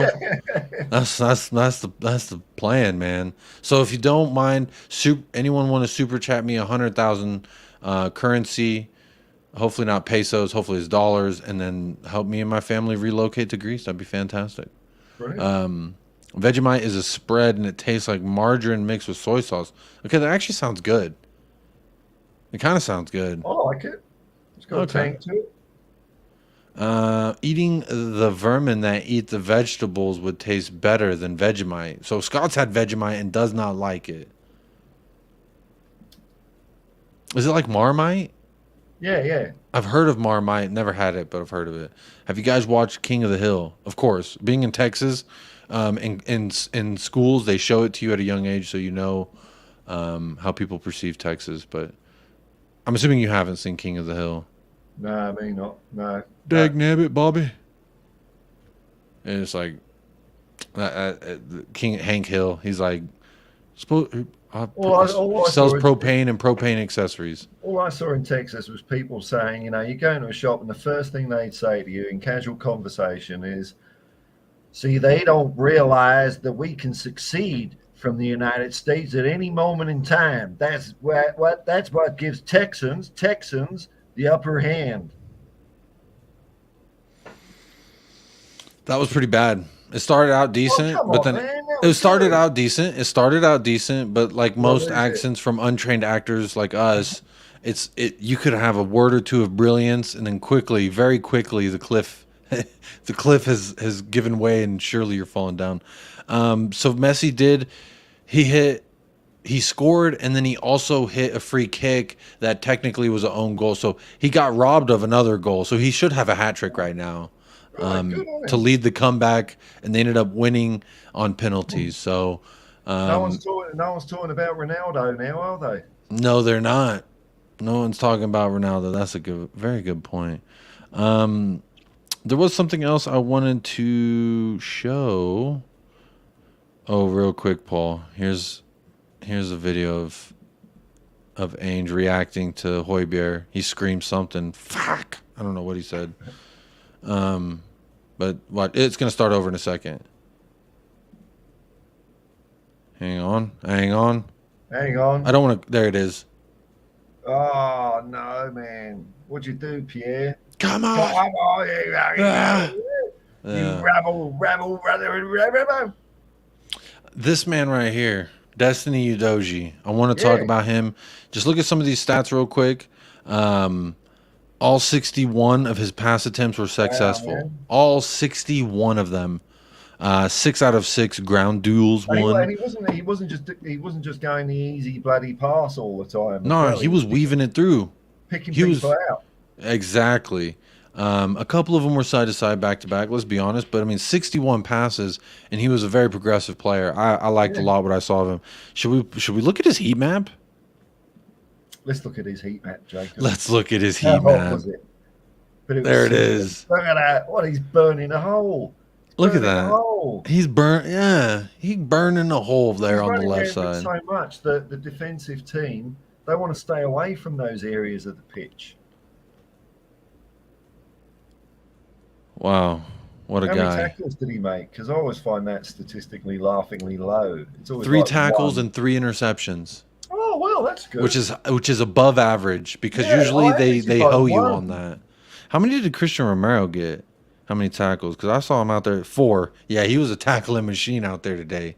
I liked what I saw. Yeah, no, it's great. Here's this. 3 interceptions, 3 tackles, and 1 key pass. Honestly, I think after the second match when he started with the first team, there was never a doubt in my mind that obviously he showed Ainge very quickly that Reguilon is not that guy. You know, you're not that guy, pal. You're not. I need to get that. You know, like one of those. Move along. I'm here now. Yeah. You know have you seen the meme of that guy? He's like, "You're not that guy, pal. You're not that guy." Yeah. I'm gonna have that. I'm gonna make that for the show, so that way when things are happening, I can play it. And he's winning the ball all over the place. He's winning it quite far up as well. He was playing in the middle a bit almost. It looked like him and Royale were in the middle of the pitch sometimes. So I'm super excited about it. They were both in the center circle a lot of the times, and then people were, I think, giving him crap for being out of position on the counter, but honestly that's what your center backs are doing. Why the 6 drops in between them, right? And then they go the counter. Like if you do what you're supposed to do, you're going to score a goal. There is no counter. But let's assume that there is. But let's say, like we saw today, there were moments where they did get in behind, right? But I thought Christian Romero did a good job of covering that right-hand side for Emerson Royale, who was pushing up in that inverted role. But that's what the 6 is there for, and I think that's why maybe we saw Pierre-Emile Højbjerg over Bissouma, because he's trying to see who can really sit and anchor in between those 2 center backs when they're drifting out on those wings to cover, or not the wings, but drifting out to the right or the left, respectively, depending where the fullback is at the moment. So, you know what? I like what I'm seeing. I thought Emerson Royale played well, too. I like it. Granted, I do caveat that with a little bit of, remember, it is versus Shakhtar Donetsk, but anywho, let's see. Let me catch up on this. On the pitch, you know? Milton says, losers of the Barcelona Spurs game get Clement Longley. No, thank you. No, thank you. First NLD this year, we start a duo of Longley and Dyer. No way, man. No way, Scott. No way. Come on, dude. Come on, man. Talk to me nicely. Daniel says, Jacob, a trash can over here, mate. We just call them bins. Okay. The world Toss is them in the round, bin. brother. Milton Nobrega says, I work 4 jobs and my wife works 3 jobs just to pay bills. Damn. That's tough. That's like New York City. New York City out here in the States, you get a tiny ass little room with a stove, a washer and dryer, and a sink and a toilet. A noisy fan that rattles. Yeah, and it costs $9,000 a month. It's insane. Some sort of, I don't know, do they have L trains rattling past windows there, something like that? I did see a video of some guy posting that he's right by a train that fucking, and he's pays $6,000 a month. And they're like, how do you go to sleep? He's like, usually I lay there and I wait for it to leave, and then I try to go to sleep before the next one arrives. What a fucking existence, dude. That's what top of the food chain, man. Yeah, top of the food chain. It's the best we can come up with. Imagine if we told the Dolphins what we were up to. They'd be like, what the hell's wrong with y'all? We should eat the fish, man. See, Sherman, you can rent 4-wheelers in Thailand, much cheaper to live there. That is true. But I'd be afraid of being like a big white man in Thailand. They'd be like, you know, the creepy guy. Yeah, the big. Why would they rent? You want to rent local, right? At least when you're there. I don't know. I've never been to Thailand, so I'm just afraid. Maybe I'll go and I'll change my mind. Angelo, you guys boxers or briefs? I'm neither. I'm a free baller. That's just me. Combination of Paratici and Ainge make a potent out-of-the-box thinking scout team. Is it Paratici, Paul, that is making these calls? Who's doing it? Wasn't he still like under guard at the Holiday Inn toilet where he was last seen in public doing the PR video for Spurs? It's like, hey guys, I can't talk too loudly. The officer's waiting outside the bathroom, but I wanted to let y'all know that Spurs are going to be doing I wanted to let you know that Spurs are going to be doing a lot of business, y'all. We're going to be doing so much business. I'm not inside a jail. Hey, Paratici, we know you're in there. I'm almost done. I'm almost done. I'm almost done. Yeah, so like I was saying, y'all, just edit that part out. So like I was saying, y'all, we're gonna do some really big business, really big things are coming up for Tottenham Hotspur. All the fans need to get excited. And then he got indicted, or whatever it was that they did to him. That's fun stuff. Propane and propane accessories. Manny Singh says King of the Hill is goated. Absolutely, 100% goated. Big up Manny Singh in the house. Angelo says Messi is turning Inter Miami into one of the best teams in Europe. Look at that. We ain't even playing in Europe, but it's still one of the best teams in Europe. Vegemite can only be eaten with margarine on toast. Then it's great, says Angelo. Interesting. Hey, stick a spoon in the jar as well and just take a mouthful. That sounds decadent. I know. A bit nouveau riche for you, perhaps, your high taste. Sorry, the lordship. Must be like, if it ain't caviar, then what are we doing here? The fact Yedlin and Messi are on the same team is criminal. Yedlin hit the jackpot there. There's an example of speed. Don't automatically make you a good player. Look at Yedlin. Awful player, says Daniel. That is true. He's not very good. He is fast, but he did luck up because he was trying to technically sign with Seattle, but they didn't need him, so he signed with Miami instead, and now look how that played out. So he's on the come up. Gabriel says, favorite Texas quote is, don't skin the cat and keep it as a house cat. I don't know that I've heard that one before, and I live in Texas my whole life. I lived in Colorado a little bit, but it's not as good as always remember the Alamo, is it? It's not. There's no always. It's just remember the Alamo. Oh, is that it? Is it? Nah, remember the Alamo. Yeah, and then there's never forget, which is like this century's Alamo, but yeah, or whatever, Yeah, and then you got to wear like the Davy Crockett, the raccoon hat with the little tail in the back. And then they all died, but that's what we remember it for. I was there. They all held out. The message didn't get through or something like that. Don't remember the Alamo was technically the quote, but they misquoted him on the way out. Daniel says, I think you will hear over the next week that Ndombele is going to Galatasaray. All right. Well, he hasn't played a minute for us, so I wouldn't be too bothered if he did. Matt Buenguzi. Buenguzi? Buenguzi. Sorry, I'm butchering your name, brother. Love your Ralph profile picture. Says, would you rather Eric Dyer in a boxing ring or 100 mil for Kane? Ooh. That's tough. I probably. What? Yeah, I think I have to choose between the two. You have to choose as well.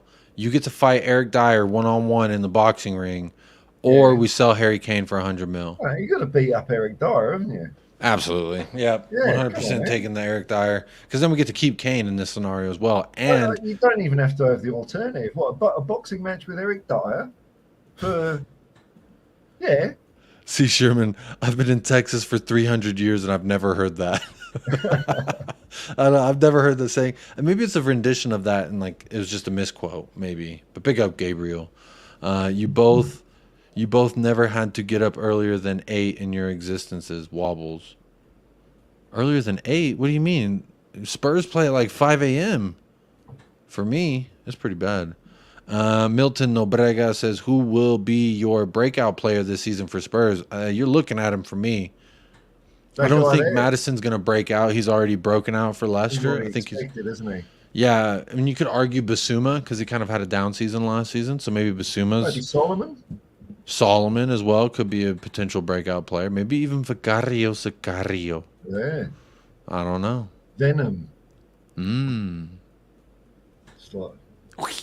Yeah, something like that. C. Sherman, Eric Dyer versus... Oh, I would love Eric Dyer to fight Francis Ngannou. I don't know if you know who Francis Ngannou is. Oh, he's a bad, bad man. He is a bad, bad man. He's basically, he's like pound for pound was best UFC fighter. Now he's going to do boxing. I think he's fighting Tyson Fury or some other famous... Oh, really? He's a heavyweight, so he's a big, big, big man. Here you go. This is Francis Ngannou. He brings death in his fists, and I've seen it firsthand. All he has to do is graze you with one of these hell-raising fists. This man is... I would never... You could not pay me to go in there and take a punch from this guy. I promise. He is not the... I would love to see this man fight fight Eric Dyer. That'd be so rewarding. But enough about Francis Ngannou. Bobby K says, sorry I'm late. Big up Jacob Paul and everyone in the chat. Big up Bobby K. Hope you're doing well. It was past midnight for you out there. Big up, Bobby. Hope you're doing well. Beer Talk says, Alfie Devine for breakout player. You think he'll get some... we haven't seen him outside of that West Ham match. There was a rumor going around that he's going to go out for loan. Okay. But, I mean, you know, they just make shit up, don't they? So... But yeah, I thought he had a good second half against West Ham. I thought he looked very comfortable on the pitch, so I wouldn't mind seeing more of him. Yeah, I thought the way he corralled a switch of play very nicely. I thought he's definitely got some quality, but maybe he is one of those guys we loan out for a year and see what he can bring us the next season. I don't know. Who knows? It's kind of like with Scarlett. Like, I don't know if he's ready yet. I love him. I want him to be ready, but we don't need to rush him, right? But if you're Alfie Devine, you're Dane Scarlett, and you're like, hang on, you just signed Ashley Phillips. If he starts getting the run with the first squad, you just signed. Well, we're about to sign Alejo Veliz. He's 19, and if he gets to be on the bench, they surely got to be. Don't call me Shirley, but surely he's got to be looking at. They got to be looking at the situation like you're signing youngsters, but I can't get in. Am I not good enough, Dad? Well, no. Don't look like it, does it? It does not look like it, indeed. Not looking good, man. Fury will toy with Ngannou in boxing. Boxing's a whole different beast than UFC. Because UFC, you're thinking about a lot of different things. Whereas in boxing, you're thinking about a left hand and a right hand. You know what I mean? It's a lot different. I watched a boxing match last night where a UFC great fought a YouTube boxer. And he got his ass whooped for 8 rounds out of 10. And it was like... It really made me mad. I'm not going to talk too much about it, but Nate Diaz really made me mad. I was just like, why am I even watching this? Boss. Francis Ngannou, real quick, also has the hardest ever recorded punch in UFC history. He literally shatters people's faces when he punches them. It's almost not even fair to step into the ring with this man. But in boxing, the gloves are a lot bigger. So the only thing is, if he catches Fury, I don't know that Tyson Fury's faced some power like Francis Ngannou. But anyway, Well, moving back on. he's been knocked out and got straight back up again and gone on to win as Fury. He's a tough guy. That man. is true. I think he got up twice. I think he got knocked down twice, like the Chumbawamba song, and he got up again. There's something strong about that guy, you know. Yeah, he does have the heart of a lion, but again, this is a guy. I think I might be exaggerating, but I'm pretty sure he can crush a Mini Cooper with a punch. Yeah, but can he box? But if one of those, one uppercut. Remember that stupid Conor McGregor Mayweather fight? Yeah, where Mayweather was just running from McGregor the whole time and then punching him. Yeah. Yeah. It was ridiculous. It was not great. It's not great when UFC fighters step into the ring, the boxing ring. Different. Totally different. Yeah. It's a lot of fun. There it is. Ngannou set the world record at the UFC Performance Center in Las Vegas for punch strength. World record. Beer Talk says Divine could be the cam, striker, or wing. So he's got 4 positions in his boots. I think his natural position is the central attacking mid. So I don't think you're too far off the mark here, Beer. It just, I wonder if we all I just wonder if he's going to stay, because like Paul said, the rumor is that he's going to be going out somewhere. Daniel says right now, without any more signings, excuse me, a little bit of my dinner soda came out. A nice little burp. Bon appetit. Right now, without any more signings in midfield, who are your starting 3 for Brentford in midfield? I'm going Madison, Basuma, and Sarr. Me too. Yeah. Yeah. I That's think easy. it's a combination. Yeah. Not Lo Celso. You've got a bit of flighty athleticism that gets off a shot. You've got like a boss man, and you've got that little bit of special sizzle. So it's a really good blend, I think. That is a very good point. I like it. Yeah.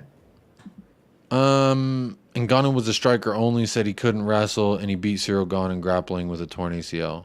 Ngannou's a freak, man. He's a freak in nature. Jacob, we all know Ngannou ain't got a good gas tank. He don't stand a chance in boxing. But he's one of those guys that it's like, one shot is all it takes. Yeah, he may be shit the whole thing, but you know how in boxing they do the thing where they're getting tired and they're like, hug me, kiss me, and they're like kind of real close. And all it takes is in one of those, I can uppercut from Ngannou, and Tyson Fury will think he's an infant baby sucking on a titty. I promise. He'll be, mama. And he'll be like, bro, you're in the middle of an arena and millions of people saw you get knocked the fuck out. That's what I think might happen. But you know, if Tyson Fury plays the careful game, the thing is, he's in there with a damn rattlesnake. All it takes, a rattlesnake to bite you once. You can dance and play with Fury, it's not like this would be the first time he's ever had a fight with someone who can throw a punch. You know what I mean? And he's taken them and he's avoided most of them. So, but Tyson, but no, UFC bloke going into a boxing ring, now I really hope Ngannou knock his ass out. Going down, Tyson Fury. Oh, that's gonna be fun. That's gonna be fun. Hot take: Alejo Velez will bench Richie. You're Here we go, full bull. Mickey in the corner. You're a bum. You don't like the Rocky movies? They're brilliant, man. I do love the Rock. Adrian. Yeah. Adrian. Where was she? Why wasn't she there for him? Is what I want to know. Full bull says having a hemorrhage. Actually, Jacob, that was Rocky 2.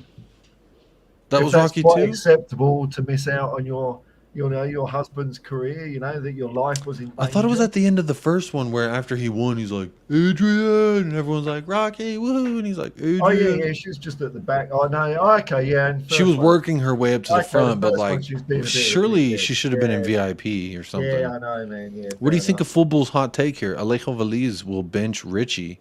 Could I do. think Alejo Veliz might come in and challenge Kulusevski for that right wing position. That's what I think. Let's see. C. Sherman's 3 is Sar Madison Basuma. Agrees with us.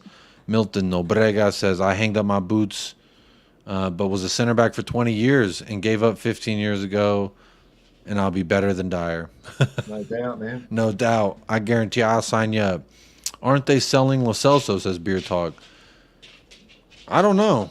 I've heard that he's on the list of players who've drawn interest. I've heard that, but that's about as much. Again, no Fabrizio, here we go. So until I see the Fabrizio, here we go, I don't know what to believe. C. Sherman says we need Paul to give Sar a nickname. My nickname is Sar Toure, but Well, just that may like not be his good. name, Papa Matassar. I think it rolls off the tongue well. So What about I Papi Matasar? I don't think you like that one very much. well, I don't know, man. The I Papi, Matasaurus. like instead of Papa Matasar, I Papi Matasar. I think that would work, man. The Matasaurus. That's as good as I can get you. Ooh, Matasaurus. That's a good one as well. That's a good one.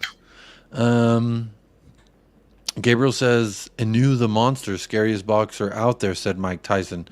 Mike Tyson in his prime, though, that was scary to see. I was Brutal, scared man. just watching.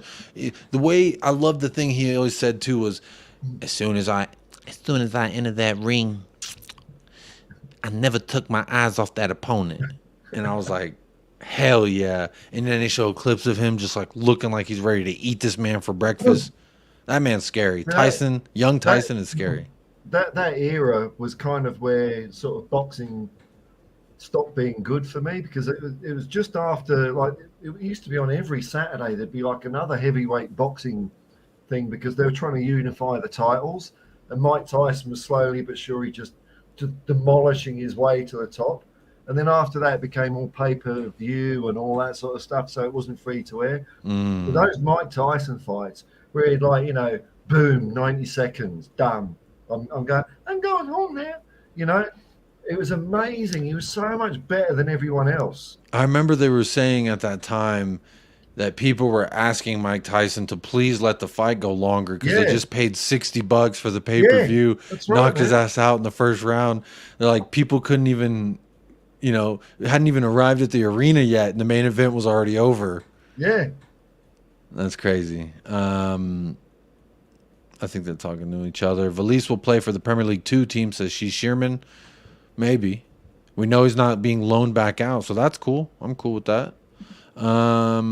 Big Ange seems to like Giovanni Lo Celso. If today was a rough draft or a dry run, so to speak, of what could be to come, his first sub was Giovanni Lo Celso.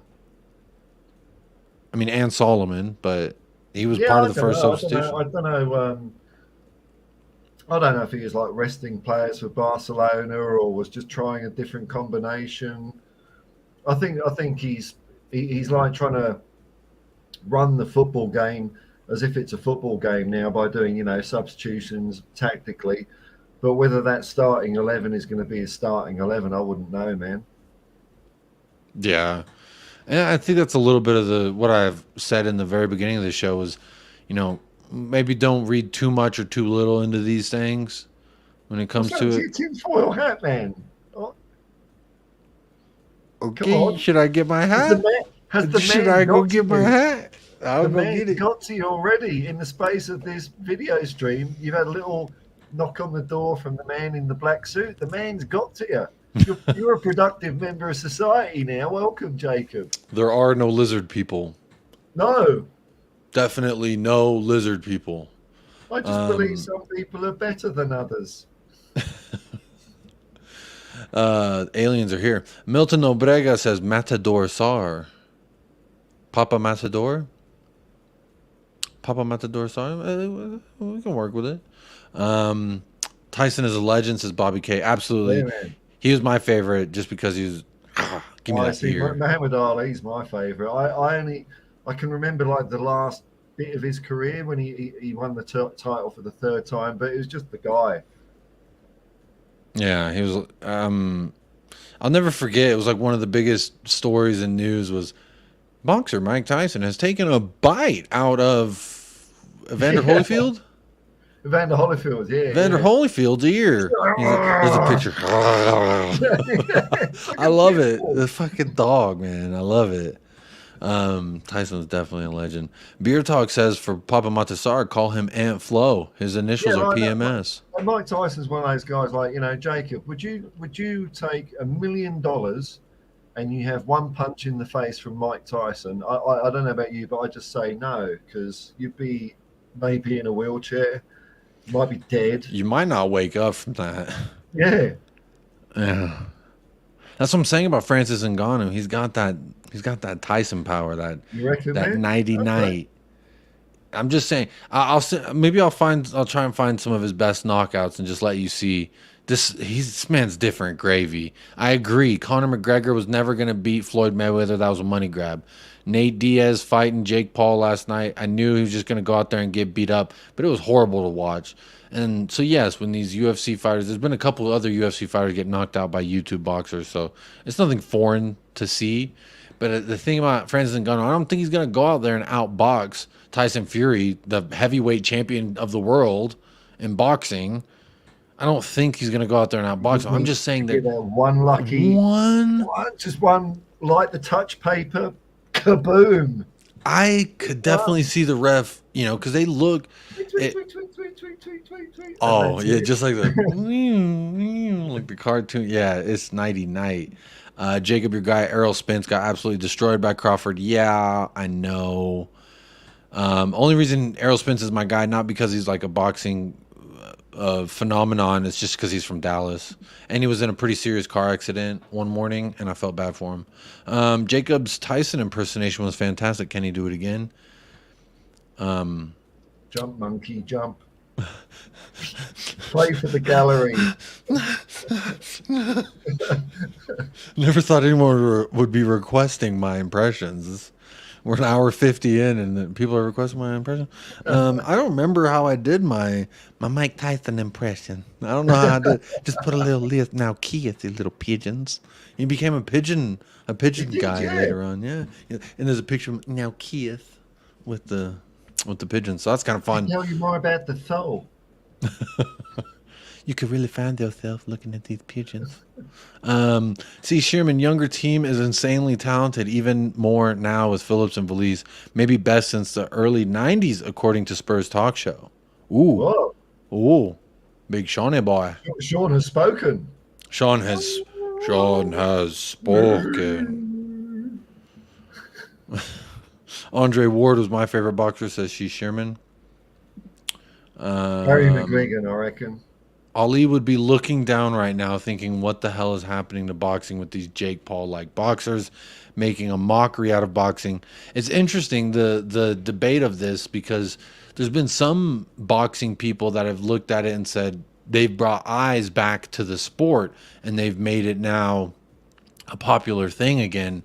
So they're saying it was actually like, this is just what I'm just presenting the sides of the argument here, that what these YouTube boxers are doing is... You're sensing my temperature rising. Yeah, balancing it all out. Okay, sorry, Jacob, here he is. Jacob, the voice of reason. I have spoken. So the argument here is that they have really revitalized the boxing world again, because they've brought a lot of new fans, a lot of old fans back into the sport, just because a lot of people hate these guys so much that they tune in just to hope that they get knocked out. You know what I mean? That's why I watched last night. I was like, Nate Diaz is a Stockton's finest. Surely he can go out there and, but don't call me Shirley, but surely he can go out there and knock this dude out. And every punch he threw was like this. And I was like, what the hell am I watching right now? They're all money grabs, let's be honest. They're both getting like 20 million just to do that and all the pre-fight antics. So it's like, yeah. It is a little bit of a mockery. Because there are boxers who have been working their way up through the boxing ranks their whole life, and these guys started boxing 3 years ago, and now they're selling out arenas in the biggest forums in America, and they're making millions upon millions. I mean, some people may say it has brought people back to boxing, but I say it's a farce. They've turned the sweet science of the squared circle into a circus. Ooh. It's a mockery. This is a fun question. Milton Nobrega I messed your name up. Milton Nobrega said, Jacob and Paul, if you played for Spurs, what number would be on your shirt, and how would you celebrate a goal? Well, you can go first. See, because I know I might look contrary, but I'm actually a very shit footballer. So I would elect instead to play for Arsenal in goal. And then Spurs would win 10-0, and I'd celebrate every goal by punching the air at the clock end or whatever it is now at Arsenal. I'm not good enough for Tottenham. But let's imagine you are. Oh, so I've got like insane magic Superman powers, and I can just fucking play football out of nowhere.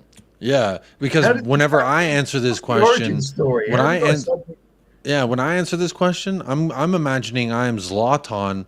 But I have the skills of a Zlatan and the speed of a Mbappe, and I'll wear the number 9 because of Zlatan as a striker. I'll wear the number 9. And the way I would celebrate is I would do this. I'd run around the pitch like this. You don't like it? You don't like it. You don't like my celebration.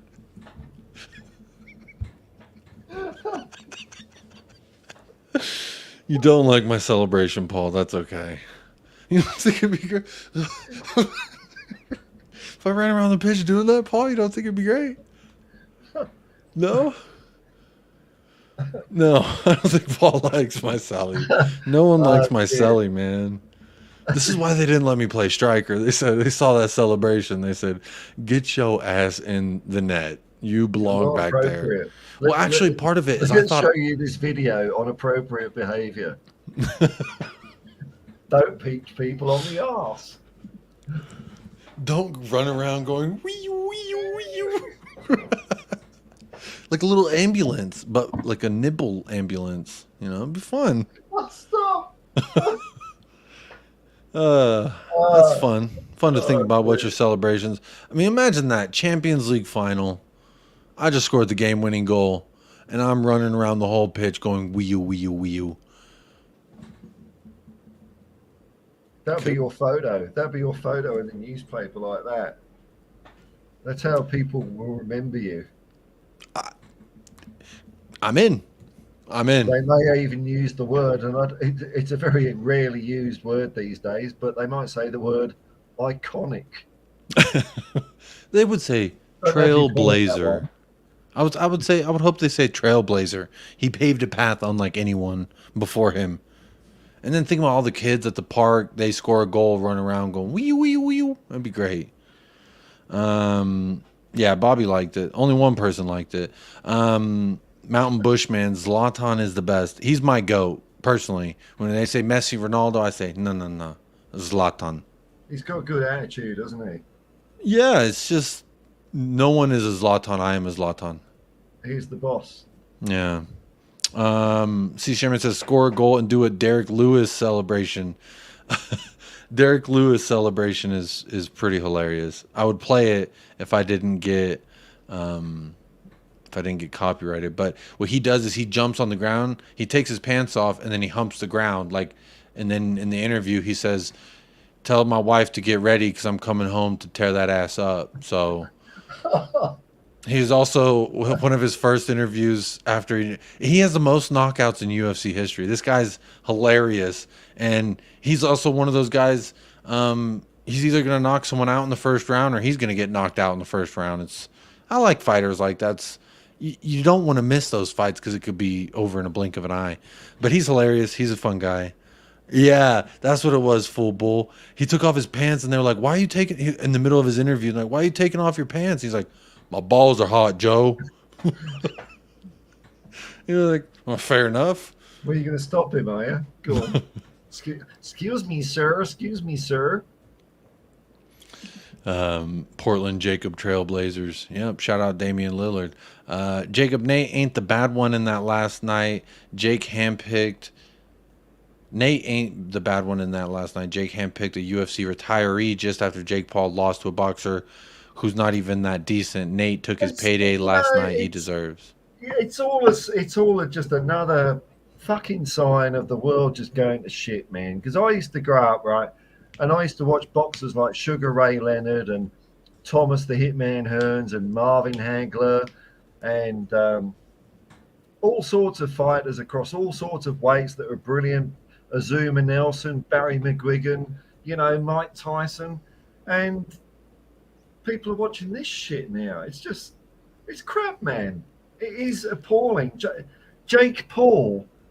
I mean, who the fuck is he, man? Him and his brother got super famous because they did stuff on YouTube. I know, but what the fuck's that got to do with boxing, They went to Puerto Rico 3 years ago and started training to box. Oh, fuck off. Roberto Duran. Yeah, did they name the band Duran Duran after this guy? Sorry? Did they name the band Duran Duran after this guy? No, they named Duran Duran after a character in the film Barbarella, the 1960s sort of sci-fi erotica movie with Jane Fonda. Are you Fonda, Jane Fonda? I don't mind Jane Fonda in this movie, man. Oh, might have to check this one out. They've got a machine. I think it's called the Orgasmatron that they stick her in for a bit. Yeah. Sounds like a fun machine. Yeah. Good morning, Right Heart Lane. What is it, 5:30 in the morning out there in the UK? Big ups. Yeah. Hope you're doing well. We're just sitting here on 2 hours on the stream. Don't know how much longer we'll go. This has been the most unique version of the Untitled series I think I've ever done. Maybe I need to put late night edition or something because it's a little different than usual. But I've enjoyed every second of it. I didn't swear until you did. I thought, all right, that's it. He's my litmus test. Floodgates are open now. I really don't give a shit. I mean, I know everyone's really you can't even say bollocks. You can't even say I remember someone said bollocks. You don't want that extra. They're all freaking out. I was want that sweet extra $1.50 from the monetization of this stream. The thing is, I curse like a damn sailor, and I don't get 3 out of the last 30 videos have been limited, and I'm always. Right. And anytime I play that Eric Dyer clip, yeah, I'm cursing. I'm always saying, fuck this, fuck that guy. Maybe it's because of the way I curse. They're like, what did he say? And the bots can't pick build up enough trust with YouTube yet, because it always demonetizes me during the opening song. So I've got to build that relationship. It's weird. It's like that for everybody. Let me refresh and see if it's limited, but it says on. Doesn't say, yep, I refreshed. Doesn't say limited. There you go. Fuck this, fuck that. There we go. It's my flat. Hey, you see this, you fucking bot? Yeah. Eat shit. Let's see if that worked. I'll refresh again. Let's see if that worked. Nope, still monetized. So there you go. There you go. Bots suck my cock. Here we go. 2:30 p.m. Monday in Australia. Checking in. Milton, big up. I think Bobby Kays is Sugar Ray Leonard. Yeah, man. He was cool. No, that's a good one too. There's so many good fighters, man. Who in the current Spurs squad would be the best fighter? Christian Romero. Yeah. Who would fight? Maybe Richarlison. I think he's the kind of guy who would look like he'd go into a fight really good, but one punch in the mouth and he's crumbling. Drop him like a sack of shit, mate. Couldn't you? Yeah. I feel like I could too. Whereas I think Romero just wouldn't fucking stop. He just, even if you really thought you got him, he'd just get back up he'd just be coming back at you time and time again, man. He'd wear you down. Romero. More Romero, 100%. Yeah, mate, I got work. Sorry I'm late. No worries, man. Good morning. Good luck at work. And you were at the game yesterday. Hope you enjoyed it. I have to just take a, I believe the polite term is hygiene break. Oh, gonna So take a bit of a wee, are ya? bit of a slash man, you know, so excuse me. Near.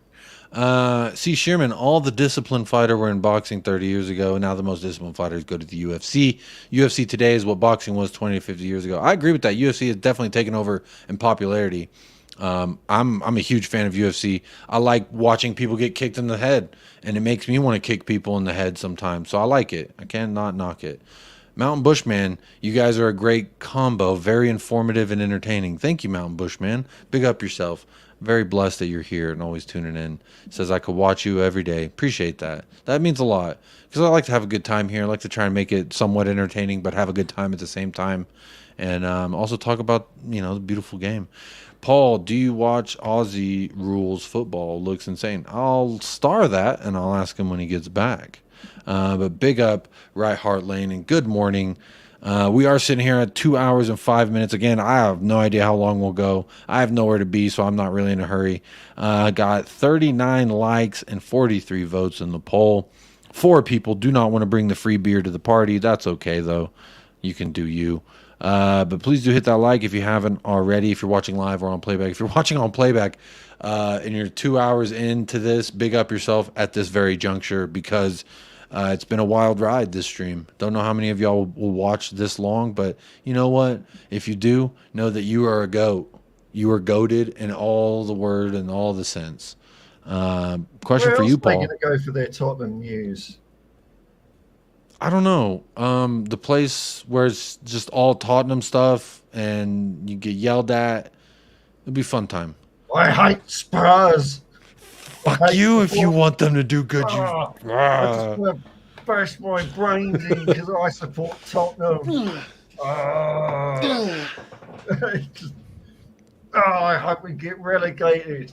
I don't know if any of them hope we get relegated, but it is definitely the like, you're so dumb if you think this. And it's like, man, just let a man have his opinion down. I'm glad we won, but I fucking hate we won at the same time. I'm glad we won, but do you remember when that guy was out of position? Yeah. What a tool. What a fucking tool.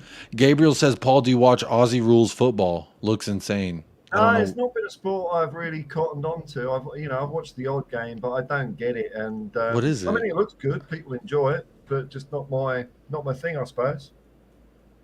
What is it? I've never heard of it.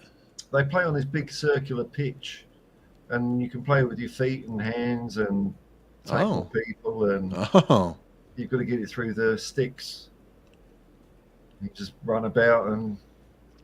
Okay, it's a little weird, but sounds interesting. Like it might be a nice day out, maybe.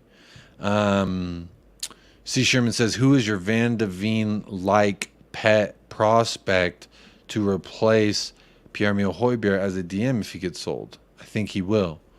Van de Veen like pet prospect, so like an under the radar type, maybe someone everyone hasn't heard of before. Toby Jones. Sorry. Who? Danny Jones? I said Toby Jones, but no, Paul, no, we're not doing that again. Man, that was the best stream I've ever had. It may not have the most views, but it is still. I've never once like gone back and watched a stream on purpose that I've done, and I've definitely never done it at like 2 a.m.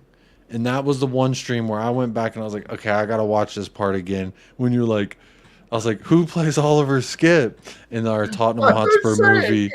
I'm about to say, I feel even worse about saying it now because I knew as soon as I said it, I should. I really. No, but like the expression, because I had never heard the name, so I was like, Toby Jones. What? Who's that? Hang on, Toby Jones. I Google him, Toby Jones, and then his photo pops up. God, that was a great stream. What a stream. Milton Nobrega says Aussie rules football is awesome, but we call it AFL. Come on, Western Bulldogs and Bevo. We trust the year of the dogs. Western Bulldogs. I don't know what that means, but Beer Talk says Talksport is throwing around the Jay-Z rumors again. Here we go.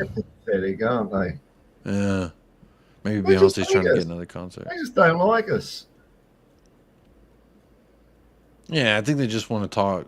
They just want to talk. You know what I mean? Just want to talk smack. Beer Talk says Tyler Adams. That's a good choice. Tyler Adams. American. Played for Leeds. I'll take Tyler Adams. I don't know if he's a Van de Veen like, but it's a good shout. Paul, I think I know the answer for this. This is like the second time you've gotten this question before. I know, man. Yeah. And you're not a big Grateful Dead person, right? Never really gotten into them, no. Yeah, well, there you go. I've tried, but just, music's a funny old thing. Isn't it just? Isn't it just? Jacob needs deli sleeping pills. I don't need any help going to sleep. I need help staying awake is what I need help with.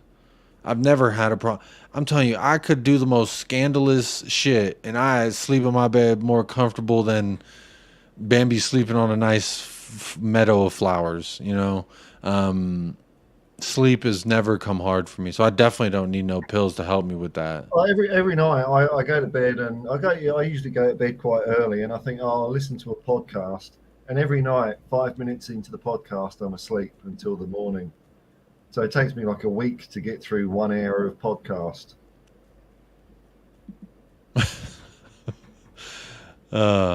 What podcast?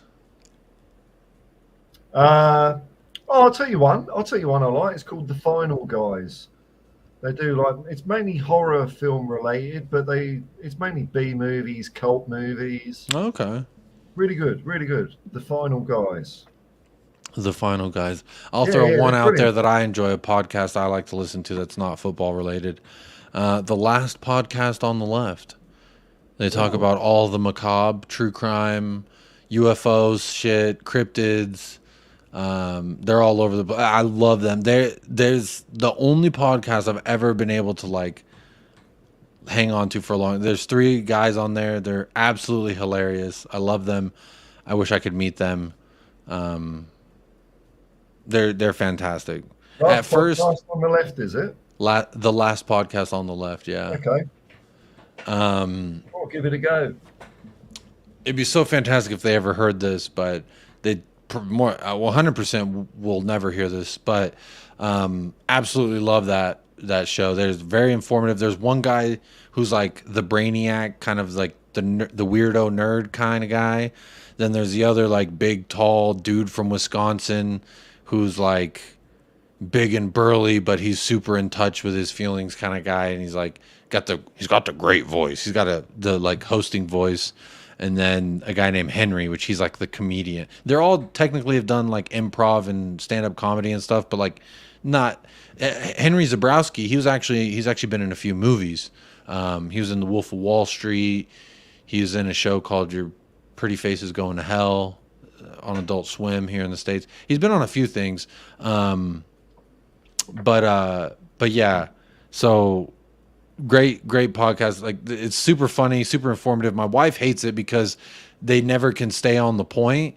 They'll be talking about something and Henry will interrupt with some outlandishness, or he does really crazy impressions, and people they're very big in Australia too. Every time they tour, they always go to Australia. Okay. So they're pretty big and they do tour Australia. So who's better, Adams or Musa? They play a little bit different positions, but Yunus Musa is a freaking beast. I would love Yunus Musa. I think he just went to Milan, if I'm not mistaken. But Adams is good as well. But I like Musa personally. He's very good. Jay-Z pulled Beyonce. That's enough for me to want him as a new Spurs owner, says Daniel. Hey, he's a businessman, not a businessman. Kudo says, may I ask, what do you think? Of course you may ask. Of course. No need to for the pleasantries. You know, you just get right nitty and gritty, raw dog them questions. What do you think of the USA crashing out of the World Cup? I don't know if we crashed out. I thought we did exactly what we had hoped to do, which was make it out of the group stage. We were never going to beat Netherlands, and the person we were going to play after that, we were never going to beat them. I only wanted to beat England and make it out of the group. Those were my two goals going into the World Cup. So kudo for me. I did not have any problem. I wasn't upset when we lost to the Netherlands. I figured we'd lose to the Netherlands, but guess who didn't beat us? Guess who did not beat the USA? Not when Mel Gibson was defending us, and not when freaking Tim Ream was defending us. Rush Limbaugh. I'll tell you who, the teabagging bastards. That's who ain't beat us. Talk about a tea party. But that's what I think, Kudo. I don't think we crashed out. I think we did exactly what my goals were, which was, oh, well, I guess a little bit. We didn't beat England, but we didn't lose to them either. So I'm cool with that. But we also made it out of the group, and I thought Wales had a good chance of making it out ahead of us, but they did not. Casey Jones by Grateful Dead is the only one I like. Y'all were talking Toby Jones. It just spurred my memory. Oh, I don't know what correlation Toby Jones has with the Grateful Dead, but cool. Oh, is he related to Casey Jones, maybe? Same last name. What about Adam22 and Lena the Plug's podcast? Paul, I'm sure you don't know what this is a reference to. Okay. This guy, Adam22, I think he's like somewhat of a creeperzoid. Like he texts underage girls, but he recently married a porn star. How many of them do that, man? I'm telling you, like when you get to 100,000 subscribers, I'm getting straight on the El Paso Police Department because, like, once you get over 100,000, it's like you turn into a weirdo, don't you? Yeah, something. Yeah, I think to get there, you have to be something wrong with you. You have to do something weird. But who knows? Maybe I'll hit 100K and I'll be like, "Do not call the police on me, y'all. Do not check my hard drives." But it was just for educational purposes. It was for news and information, man. I was researching a role. God damn it. So this guy, Adam22 and Lena the Plug. Lena the Plug is a porn star. So Adam22 married her, and then they've been married for a while, but they recently became like in the media because she filmed her first scene with a man since being married, and it was a guy who's pretty famous for being like well endowed, let's say. Right. And it was all like, even though it's her job, he let her, and he was actually the one who suggested that she perform a scene with this man. So this guy's loaning his wife out. I don't know. I don't like their podcast. I don't like the people. I think I have to relate to the people or like the people if I'm going to listen to them. And anytime that they talk, I don't think that I like anything that they say. So no, I don't tune into their podcast. I think it's quite silly, really. But you know what? They got all the attention they were asking for. So there you go. Adams defensively, Musa for his distribution. Absolutely. Musa's kind of like a mini Basuma, whereas Adams is like, he's more defensively sound, but he's also the captain for Leeds United. Let's not forget. Jacob and Paul, what's your favorite beer or spirit? Mine will either be Shinerbach or I love me some Shinerbach. There was also another Shinerbach, and there's another Bach type that I really like. But those are my favorite. I don't drink much anymore, but those are probably my favorite. Shinerbach, Texas beer. You got a favorite beer? The higher percent sign is for the lower price. That will. The highest percent for the lowest price. That's a good rule to go by. Football is coming home. Lionesses bringing that World Cup back. Hey, at least USA ain't gonna take it from you. We got knocked out. Hey, what about Australia? If we get through tonight, we're looking good. Kudo was talking about the women crashing out. Yeah, very big disappointment. End of an era, personally. End of an era, absolutely. But you know what? We had a great run. Ladies had a great run. They put women's soccer on the map. They really kicked all those World Cup victories and Olympic victories. what they did was help create the NWSL, which is the American. It's like the MLS, but for the women. The National Women's NWSL, yeah, the National Women's Soccer League is what it's called. C. Sherman, the Antonio Brown meme, he personally posted with Lena the Plug, his GOAT status. Antonio Brown has CTE, and I hope he gets the help he needs. The Mancunian Way, Big Steve, great show, lads. Big up, man. It's probably early where you're at, but I hope you're keeping well. Hope you're feeling all right tonight. Ziegenbach, that's the word I was looking for too. Shinerbach and Ziegenbach is another Texas beer. They're fantastic. I highly recommend them. My two favorite beers, if I ever drink beer, but I don't do it often. Yeah, mate, I was worried about the injuries, but I'm hoping they could pull it off. Oh, talking about England. João Felix is the Adam 22 of football. Because, as you know, his girlfriend cheated on him with Pedro Porro, and he said, can I have a kiss now, please? So he's a little bit like the Adam 22 of football. Don't you people in Texas just drink like molasses and sarsaparilla? No. I don't know what sarsaparilla is. What? Is it like a flower? How do you spell it? The spirit of the West is dead, man. That's it. It's gone. Bro, people think that I'm out here riding a damn horse. Yeah, I ain't ridden a horse. A big fucking bull with horns and shit. Get down, you fucker. I mean, you could potentially do that somewhere, but what I will say is those beasts are not roaming the prairies anymore. They've captured them. We're capitalizing on their monetary value, selling them at the fair, or cutting them up for beef. You know, they're not out here to be wrangled and tangled with, as much as it would be fun to fight them. Isn't that drink from the Big Lebowski? The Big Lebowski, he would drink White Russians. Yeah, I've lived in Texas for 300 years and I've never had sarsaparilla. Or maybe it's sarsaparilla. Sarsaparilla. Sassafras. Sarsaparilla. Sarsaparilla, soft drink.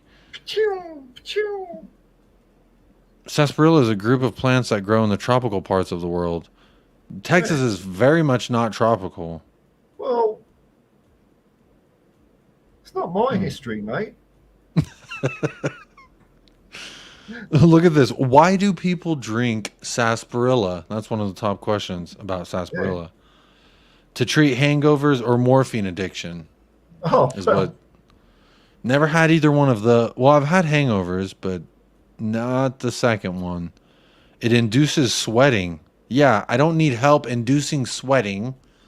I sweat enough as it is, so no, I can't say I've ever had sarsaparilla. Yeah, see, Sherman's got it right. If he says sweet tea, yes. I actually had a very traumatic experience with sweet tea, so I don't like sweet tea anymore. But Shinerbach is A-okay. Why'd you look like that, Paul? How can you have a bad experience with? Is it alcoholic tea or something? No, sweet tea is just tea with a lot of sugar in it. So, but how can that? I'm struggling to see how that caused you a bad episode in your life. All right. I don't want to delve, you know. You fucking dug you dug up the shallow grave. Here comes the experience. All right. So the reason why I don't drink sweet tea anymore. I'm going to take you back into young Jacob. I'm about 5-6 years old, visiting my grandparents in Texarkana, right where Texas and Arkansas they kiss.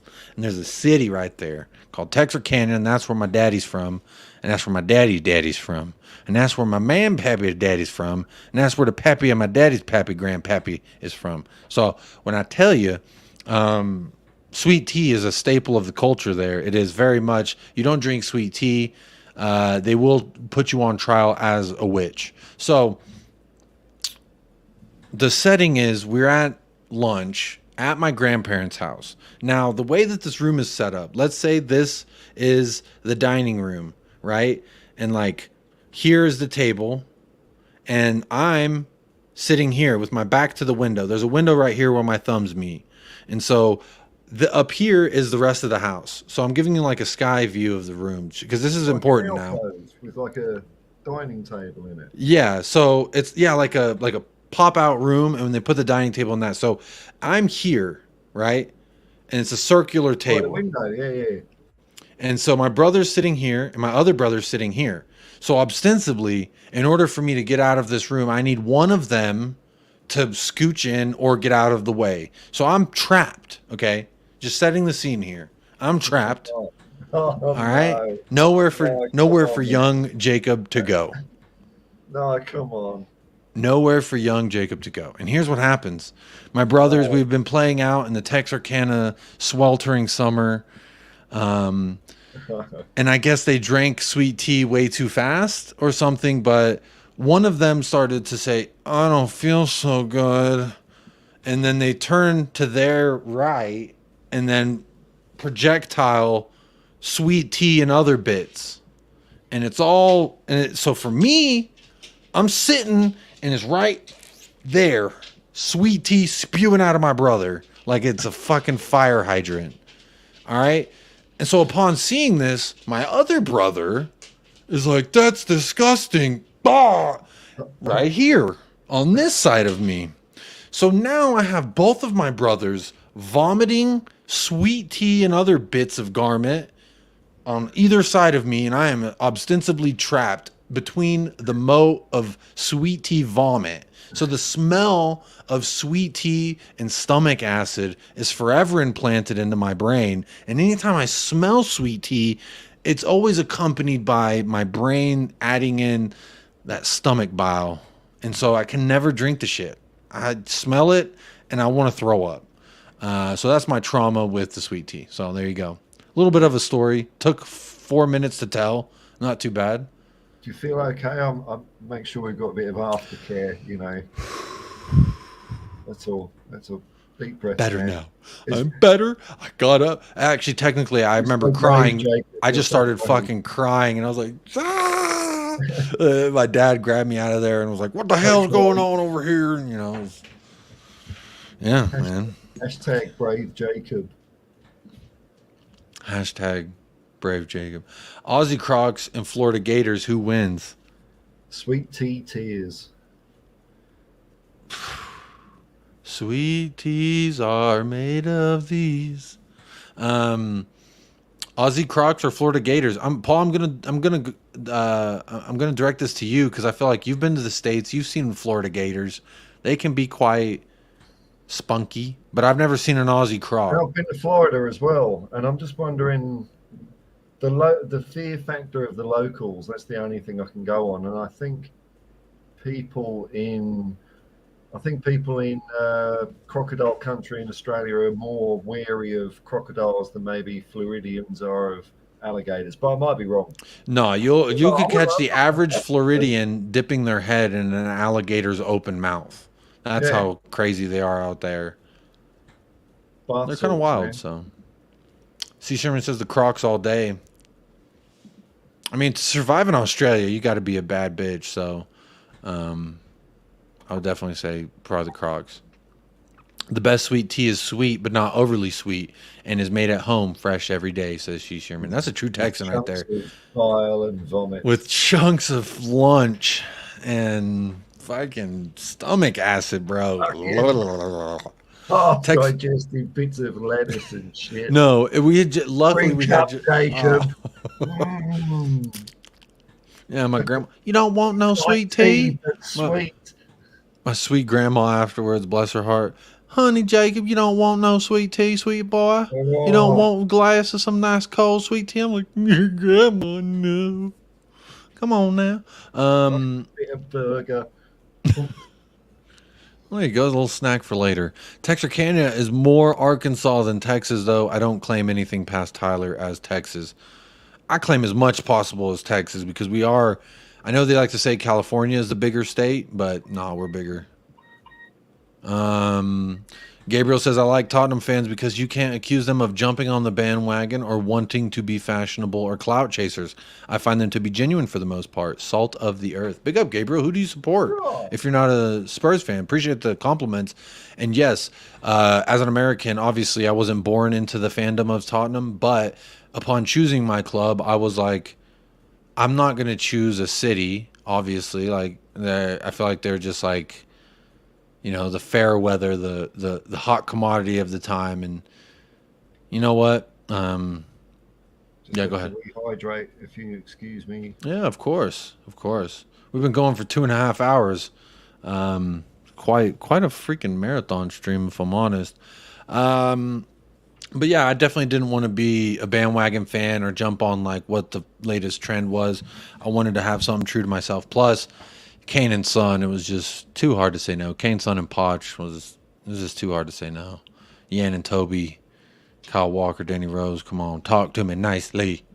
That's fair. Florida has saltwater crocs. Yeah, Florida, you don't want to play with Florida crocs, man. Florida's a crazy place to go.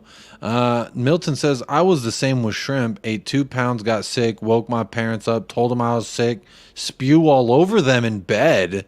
Told me 20 years, took me 20 years to eat shrimps and prawns again. That's tough. I feel bad for your parents, bro. I feel bad for your parents. Imagine you're sleeping, your kid's like, Daddy, wake up. And you're like, yes, baby, what's going on? Crust, it's like some Call of Cthulhu monster from the depth with tentacles. Just, I'd be like, is this a fucking nightmare? Oh, call a priest. That's gotta be scary. Seeing as we got Barca in 2 days, what do you reckon the 11 will be? Here's a good one. Sorry, Edward, I did not mean to. Sorry, yeah, that's the part that messed me up. Seeing as we got Barca in 2 days, I think, good question. Back to football talk. Oh yeah, football, eh? You know, we were doing, this is episode 26 of the Untitled series. Now the longest episode of the Untitled series, and I believe it's the United States' #1 Tottenham Hotspur Football Club fan channel, Jacob. Allegedly so, Paul. Allegedly so. The 11, I'm gonna say the first 45 will be similar to what we saw today. That's what I think. But who knows? Maybe he'll do a complete swap, a big 180 swap, and then we'll see most of them play the entire game. So that way, that first team can be ready for the first match. Who knows? Please, sir, could I have some more? More? That's fun. Paul hates it. You're getting tired of that pressure. I know. Gabriel says tequila or mezcal. Is it mezcal a tequila? I'm pretty sure. But I love me some tequila. You know what they say about tequila? Tequila makes her clothes fall off. And hey, if it ain't the most true researched topic of alcohol that I'm aware of, definitely want to be wary of the whiskey. I don't like whiskey because you know what they say about whiskey. You never want to catch yourself late at night drunk off that whiskey because then you get whiskey dick. No one wants whiskey dick. But tequila makes your clothes. Tequila's the way to go. It's the romantic alcohol, in my opinion. Yeah, win-win. I agree with the Kane and Son. One of the reasons I prefer Tottenham in the Premier League. Big up, Kudo. I used to be a fan of Man U because of David Beckham back in the day. All right. That's nice. I like David Beckham. I like Man U when Zlatan was there. Because before I followed a team, I just was like, I like players. And everyone was talking about Messi and Ronaldo. And honestly, I just loved the fucking huge-ass dude with the man bun. Football flower to football flower. Wafting in the breeze. Free. I also did like, admittedly, I did like Didier Drogba as well. I was a fan of his game. I thought he was one hell of a player. But again, this was at the time when I was like, I don't get football. I don't get how it works. There's all these clubs and they're all over the world. And then there's international football and these tournaments. It just was like so much. No one explained it. There was never like a crash course. I was like, okay, like you've got the Premier League, and they play in the Premier League. Then they play also the Carabao Cup and the FA Cup, and that's all Premier League plus it's all English football who compete in that. And then you have the Champions League, which is no one explained all this. So whenever it was like, so and so's the champions of Europe, and I'm like, wait, the World Cup was today? What's going on? And it's like, and then, boy, you have the MLS, and the MLS is the best goddamn league in the goddamn earth. that's pretty. Your American's getting better as the night goes. I'm not gonna lie. My mom comfort me. My dad belted for the prawns. Spew. Yeah, that's a fun story. See, Sherman, when do we get T-shirts, Jacob? I need swag. When I make the damn shirts, I need to do that. I really want one. And see, Sherman, you are getting one. I got to send one to Alan Sibley. What size? Text me in the WhatsApp group, see, Sherman. Let me know what size. Because when I make them, I don't want to make like 20 shirts because I'm just going to spend a bunch of money on 20 shirts and there's going to be 15 of them sitting right behind me and I'm going to be like, who wants a fucking yeah. Hey, I've just had a big shit. Can I have another United Spurs of America t-shirt? I've run out of bog roll. Yeah, Oh, sure, honey. Here's a signed one. Oh my god. Mezcal can be tequila. Mezcal can be from different agave plants than tequila. That's what it is. So it's like what is it? If it's it can't be champagne if it's not from the Champagne Valley in Italy. It's then sparkling wine. Ooh. Yeah. That's how you know you're drinking the cheap shit. Sparkling. Let's see. In Australia, if you drink rum, you're known as a wife beater. Is that true? No. I think if you beat your wife, you might be well known as a wife beater. But yeah, I agree with that, Paul, for sure. Gabriel says, lived in Dallas for a year, didn't have a single bad thing to say. Love Dallas. My only thing I will say is they shut you the fuck up if you say anything bad in Dallas. We'll find you. Everyone's We'll find you. Walking around on eggshells. Be careful what you say now. Texas Rangers are still alive and kicking. My bad thing I will say about Dallas is it's very, very overpopulated now. And literally what used to take you a 25-minute stroll on the highway, likely it'll take you an hour and a half now just because there's so many damn people. But great city otherwise. Me and Mountain Bushman, when we were driving around Texas, we had in our idea, you know, the beginning of Dallas, the old sitcom, not sitcom, the soap opera thing. And it had Debbie Does Dallas? Sorry? You talking about Debbie Does Dallas? No, Dallas. Oh, the TV show Dallas. Yeah. Yeah. They got all these bloody oil derricks going all over the place. The only oil derrick I saw in the whole of Texas was in someone's front garden, man. It's so disappointing.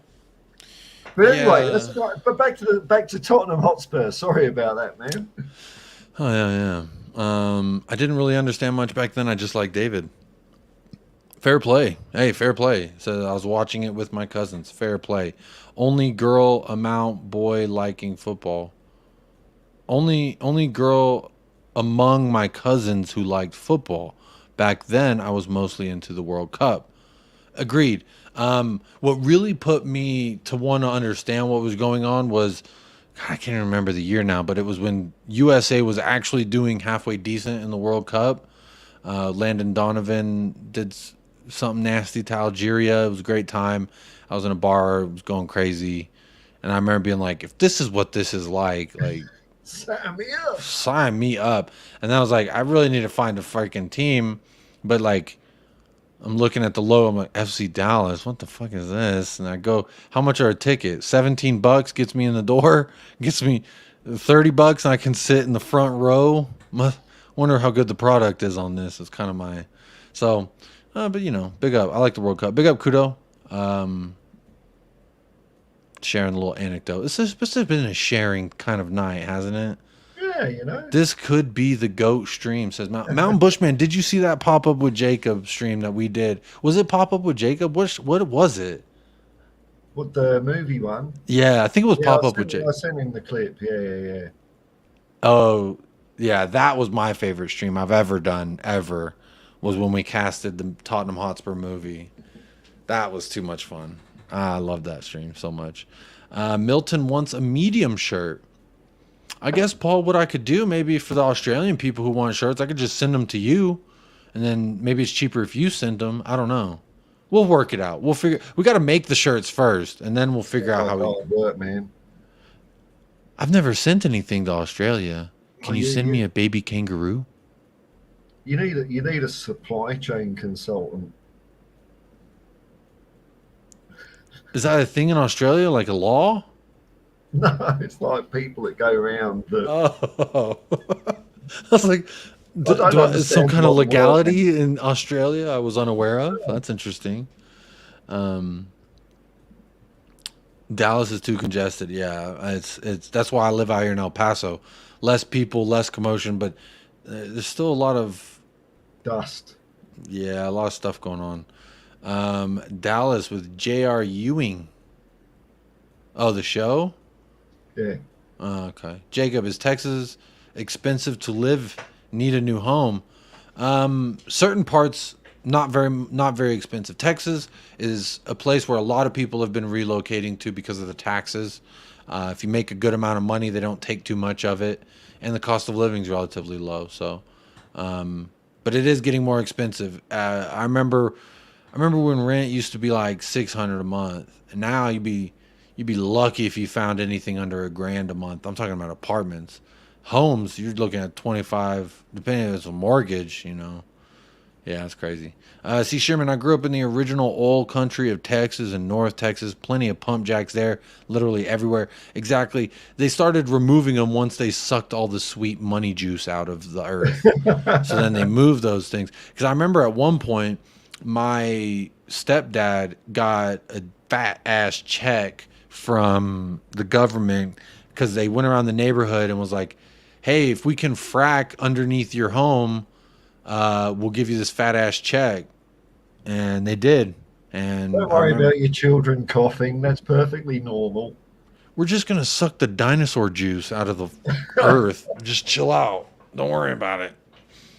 Kudo says, my first World Cup memory in 2006 when Rooney stepped on a dude's balls. I'm about to Google this.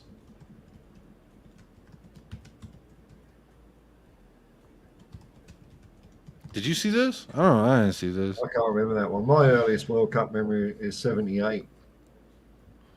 Argentina winning it. England and Rooney faced Portugal in the World Cup quarterfinal in Germany. Manchester United striker 21 at the time then tussled with Carvalho for the ball before appearing to stamp on the defender, which saw him receive a red card. Let me see. I'm going to watch this real quick. Make sure it's not sharing the audio. I want to see this. So they're going at it. I don't see anything. I didn't see. Oh, Ronaldo. Wayne Rooney pushing Ronaldo. CR17? He's wearing number 17. Let's see it. Oh, there's a red card. Okay, here's a replay. He got the ball. He's slipping. Carvalho kicks it. Two players. He pulls down Carvalho by his nuts, it looks like. Plows him over. Oh, then stomped him right in between. Yep, seen it. Wow. That's a fun little memory there, Kudo. Straight red, very memorable. I follow Spurs in the early 90s. I wanted to be different as everyone was Man United fan or Liverpool, and I hated the color red. Sounds like a natural fit, Milton. You were born to support Spurs. Texas is cheap. That's right. Texas is cheap. Dallas is expensive. Oklahoma, our northern neighbors, very cheap to live up there. I send you a baby kangaroo for sure and a 6-pack of Aussie and Portuguese beer. All right, Milton, talk to me nicely. I like it. A little Joey for Jacob. I like it. Paul and I offline, we did talk about this, trying to infest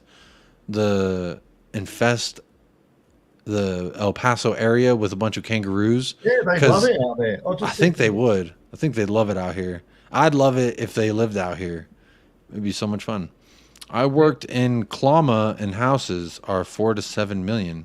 Kiama. Yeah, yeah. Oh, Kiama. That's a little spot on the south coast. Is it nice? Isn't the It is Great nice. Barrier Reef down there? No, it's up north. Oh, okay. But you got Tasmanian devils down south and little kiwi birds, right? Oh, Tasmanian devils. Yeah. In the island of Tasmania. Yeah, you could probably find them there. That's just probably a safe bet, isn't it? Hmm. Texas is huge. A couple of Englands could comfortably fit in it. Texas is very huge. Now the pump jacks are all in the Midland, Odessa, Permian area. That's right. Sucking all the oil juice out of there. What Daniel, could I was possibly a. go wrong? What could possibly go wrong? What could possibly go wrong, Paul? What a great question that no one asked when they started drilling and sucking the juices. Daniel E says I was a mascot for Tottenham in Oh, cool, man. 1998. That's very cool.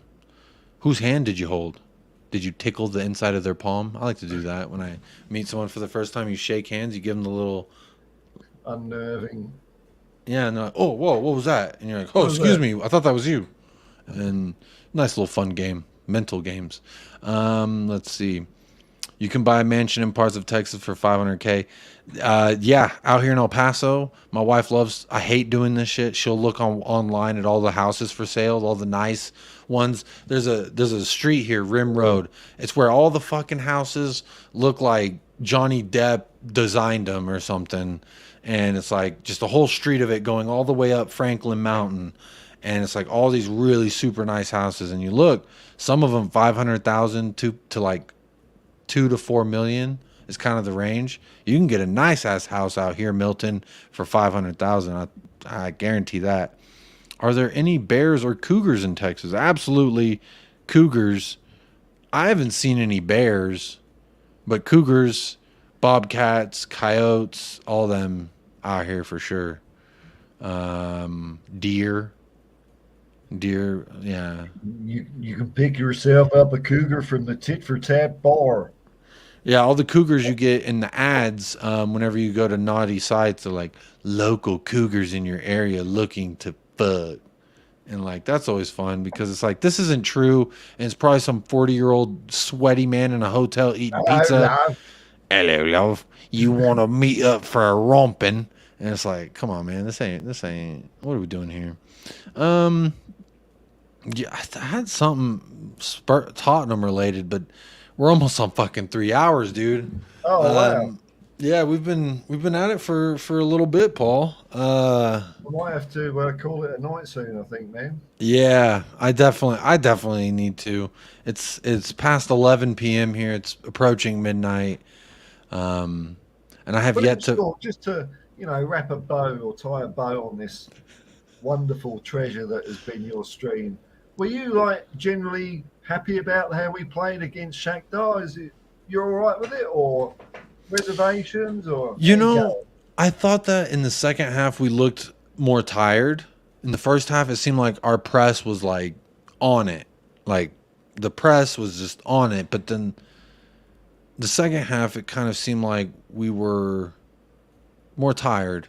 And that is the only thing that was a little like, what's going on there? But I will say overall, from someone who had to wake up at 6:45 a.m. to be ready for this match, it was entertaining enough to make me sit up out of my bed so I didn't fall asleep. So, Excellent. whereas when Conte was our manager, as much as I supported him and thought he was a serial winner, waking up at 5:30 a.m.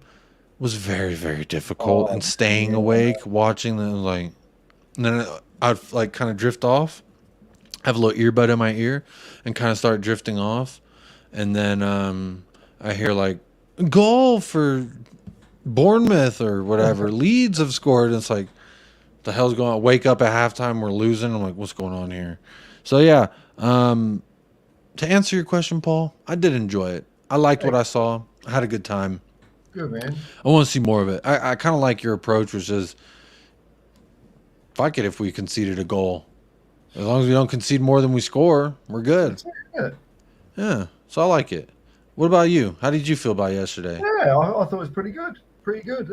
The main relief for me was left back, and I thought Maddison was getting better, and Kane scored a hat full of goals, and yeah, it was good.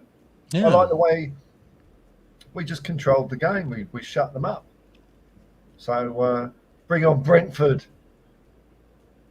the the bastard bees. Or The what are they called? bees. Oh, scary. Yeah. Meanwhile, everyone's campaigning to save the bees. We're gonna murder the bees in a week. And you got Um, like cartoon, fluffy mascot. Help me, I'm endangered. Help me. And it's like, fuck 'em, we are Spurs. there you go, Paul. Fuck them, exactly.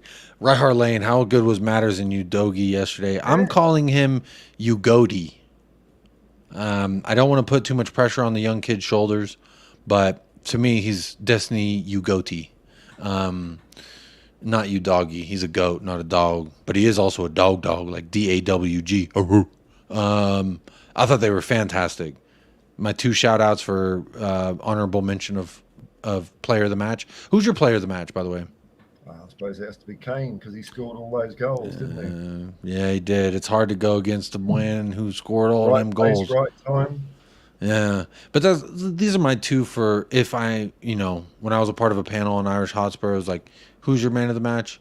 I threw out Udogi. Another person threw out Madison. Cover all stops. I'm really excited about Destiny Ugoti Yeah, me because too. I think he showed us a lot. He's put a lot of fears down, in my opinion. Milton says you guys are together are awesome. Big up. We get that a few times. A lot of people like seeing us together, Paul, and it just That's cool, happens man. when you get good people together and good people in the chat. You can have a good time. It's funny how that works out, I hate Spurs. huh? Ah, fuck you. Fucking Tottenham. 3:17 p.m. Australia time. Whew. You just starting the day. She Shearman, I gotta climb some roofs in the morning. Peace out, y'all. And Paul's Texan voice. You want to say peace out, y'all, in your Texan voice? Yeah, y'all. There you go. Destiny, you doggy style. I like it. That's a good one. I like you goatee though. I'm taking the Ugoti. I missed the goal, went in at halftime. You missed the goal. You were there, man. You were there. Chickens versus bees. Chickens eat bees, don't they? Yeah. No competition. Caption Isn't it? Grandma checking in before we sign off. Good day. Good day, Caption Grandma. Big up. Another YouTube member checking in here at the end of what has been a wild, wild ride. We talked about how I feel like there's topics I'm not even going to remember that we talked about, but we went through it. A little sweet tea conversation. We talked about boxing and UFC. What other off-topic things did we talk about, Paul? I'm an unreliable witness, I'm afraid, Jacob. I see nothing. We did a lot of impersonations. We had an accent off. That was fun. Someone said they were. I can't remember. I think it was Beer Talk. Said he was laughing so hard he was snorting through his mouth, and that his wife was like, "What the hell are you watching over there?" Because he was laughing so hard at us, you doing a Texan and me doing an Australian. So that's kind of fun. Maybe that's a bit we can bring back. I start work at 3 a.m. Finish at 12:30. That's because you have 5 jobs, Milton. You need to chill. You know what?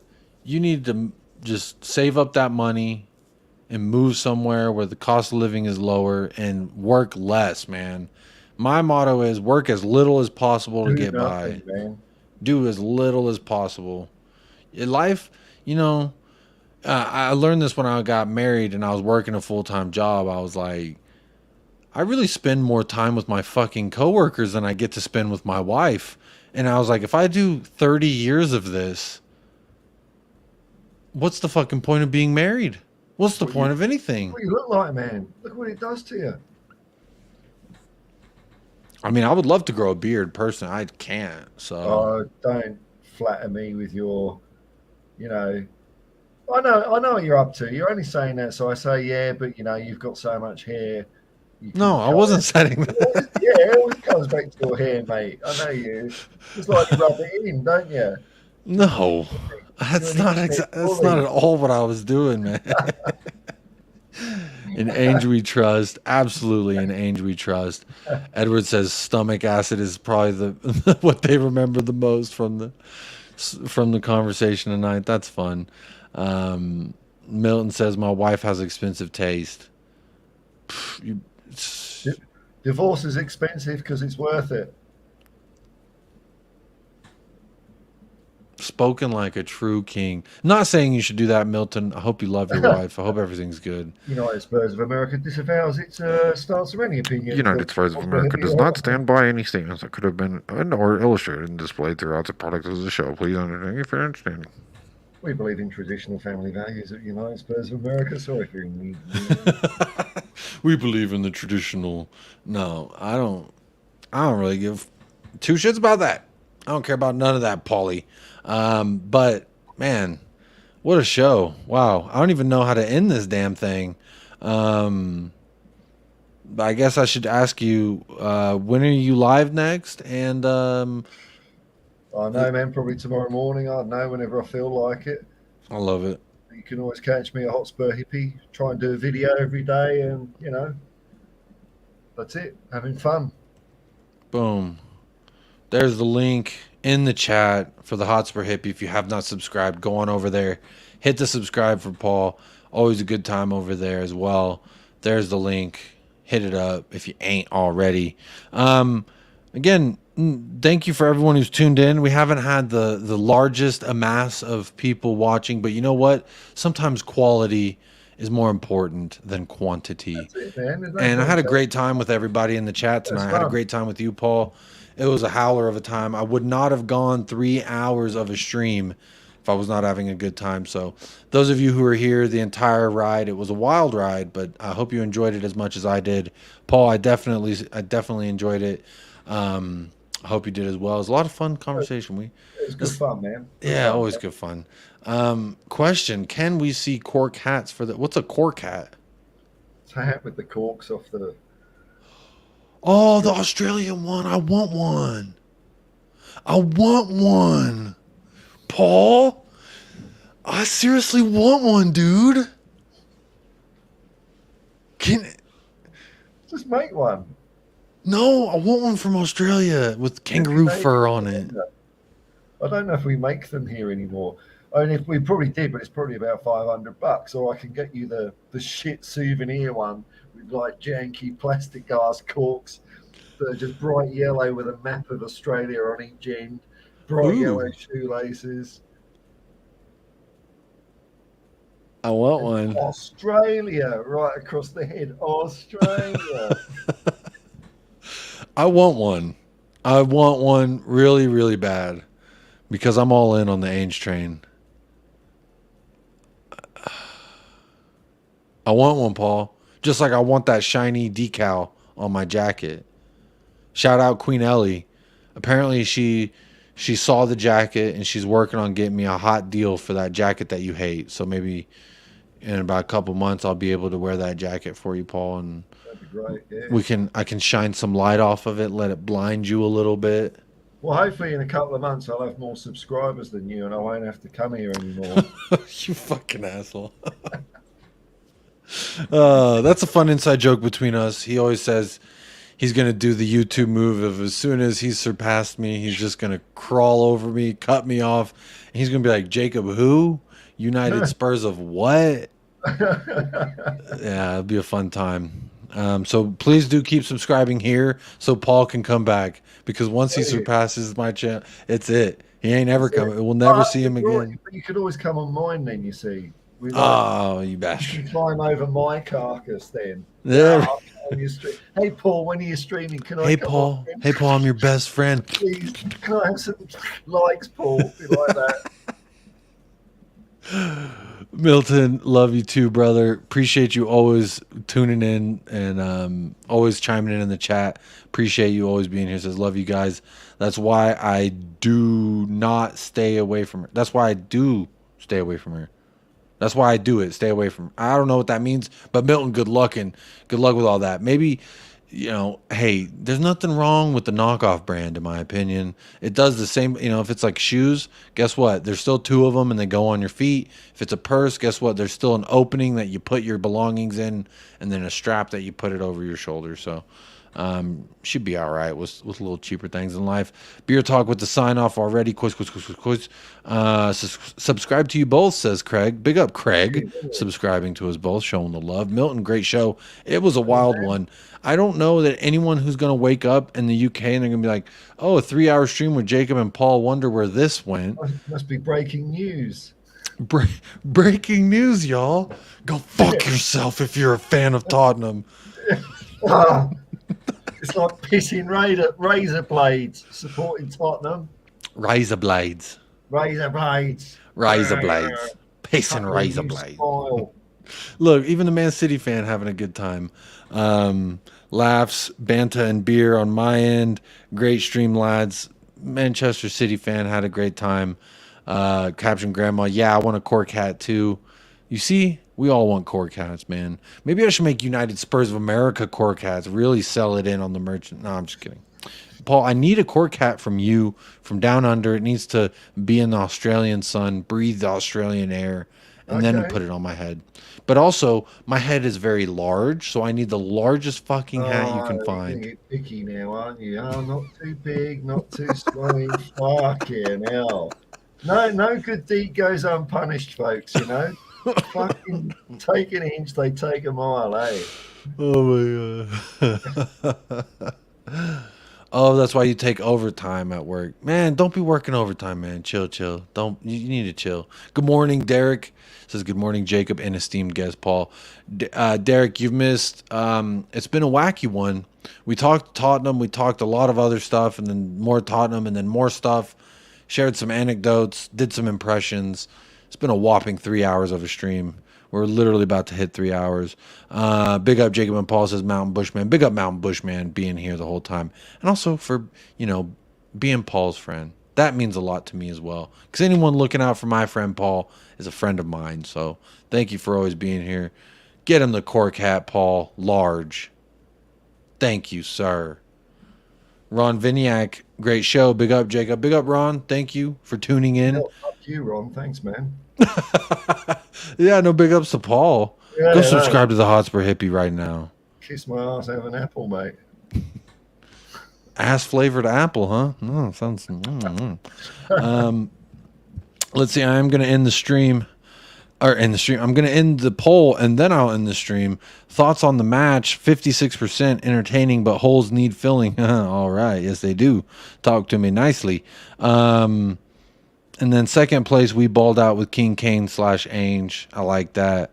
And then 17% says scoreline flatters us mostly. And then Ron Vignac coming in with a big up Paul and some saluting emojis. So he's showing you some love. He likes the ass flavored apples or whatever it was. But big ups, everybody. This is it. It's over. 3 hours. Go subscribe to the Hotspur Hippie. This has been episode 26, a marathon of a stream. I had a great time. It's probably not going to get a lot of views, but you know what?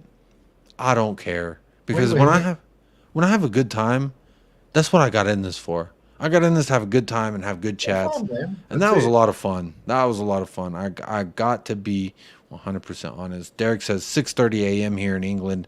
So just got up. Good morning, Derek. Good morning.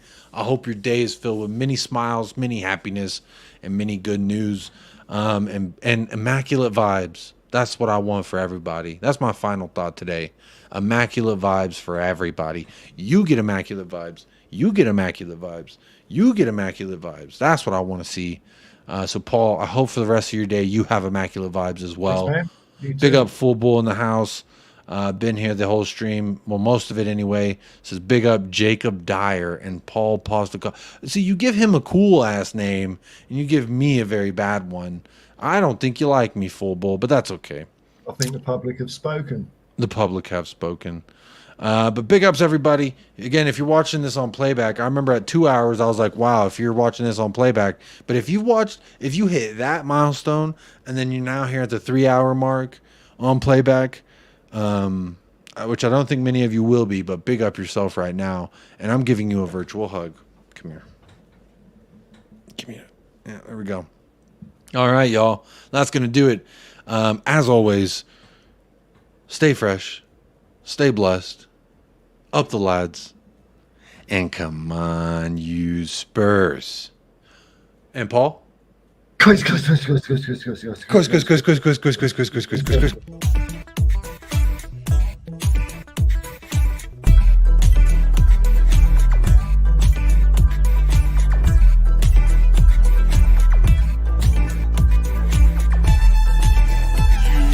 United Spurs of America with your hosts, Michael and Jacob.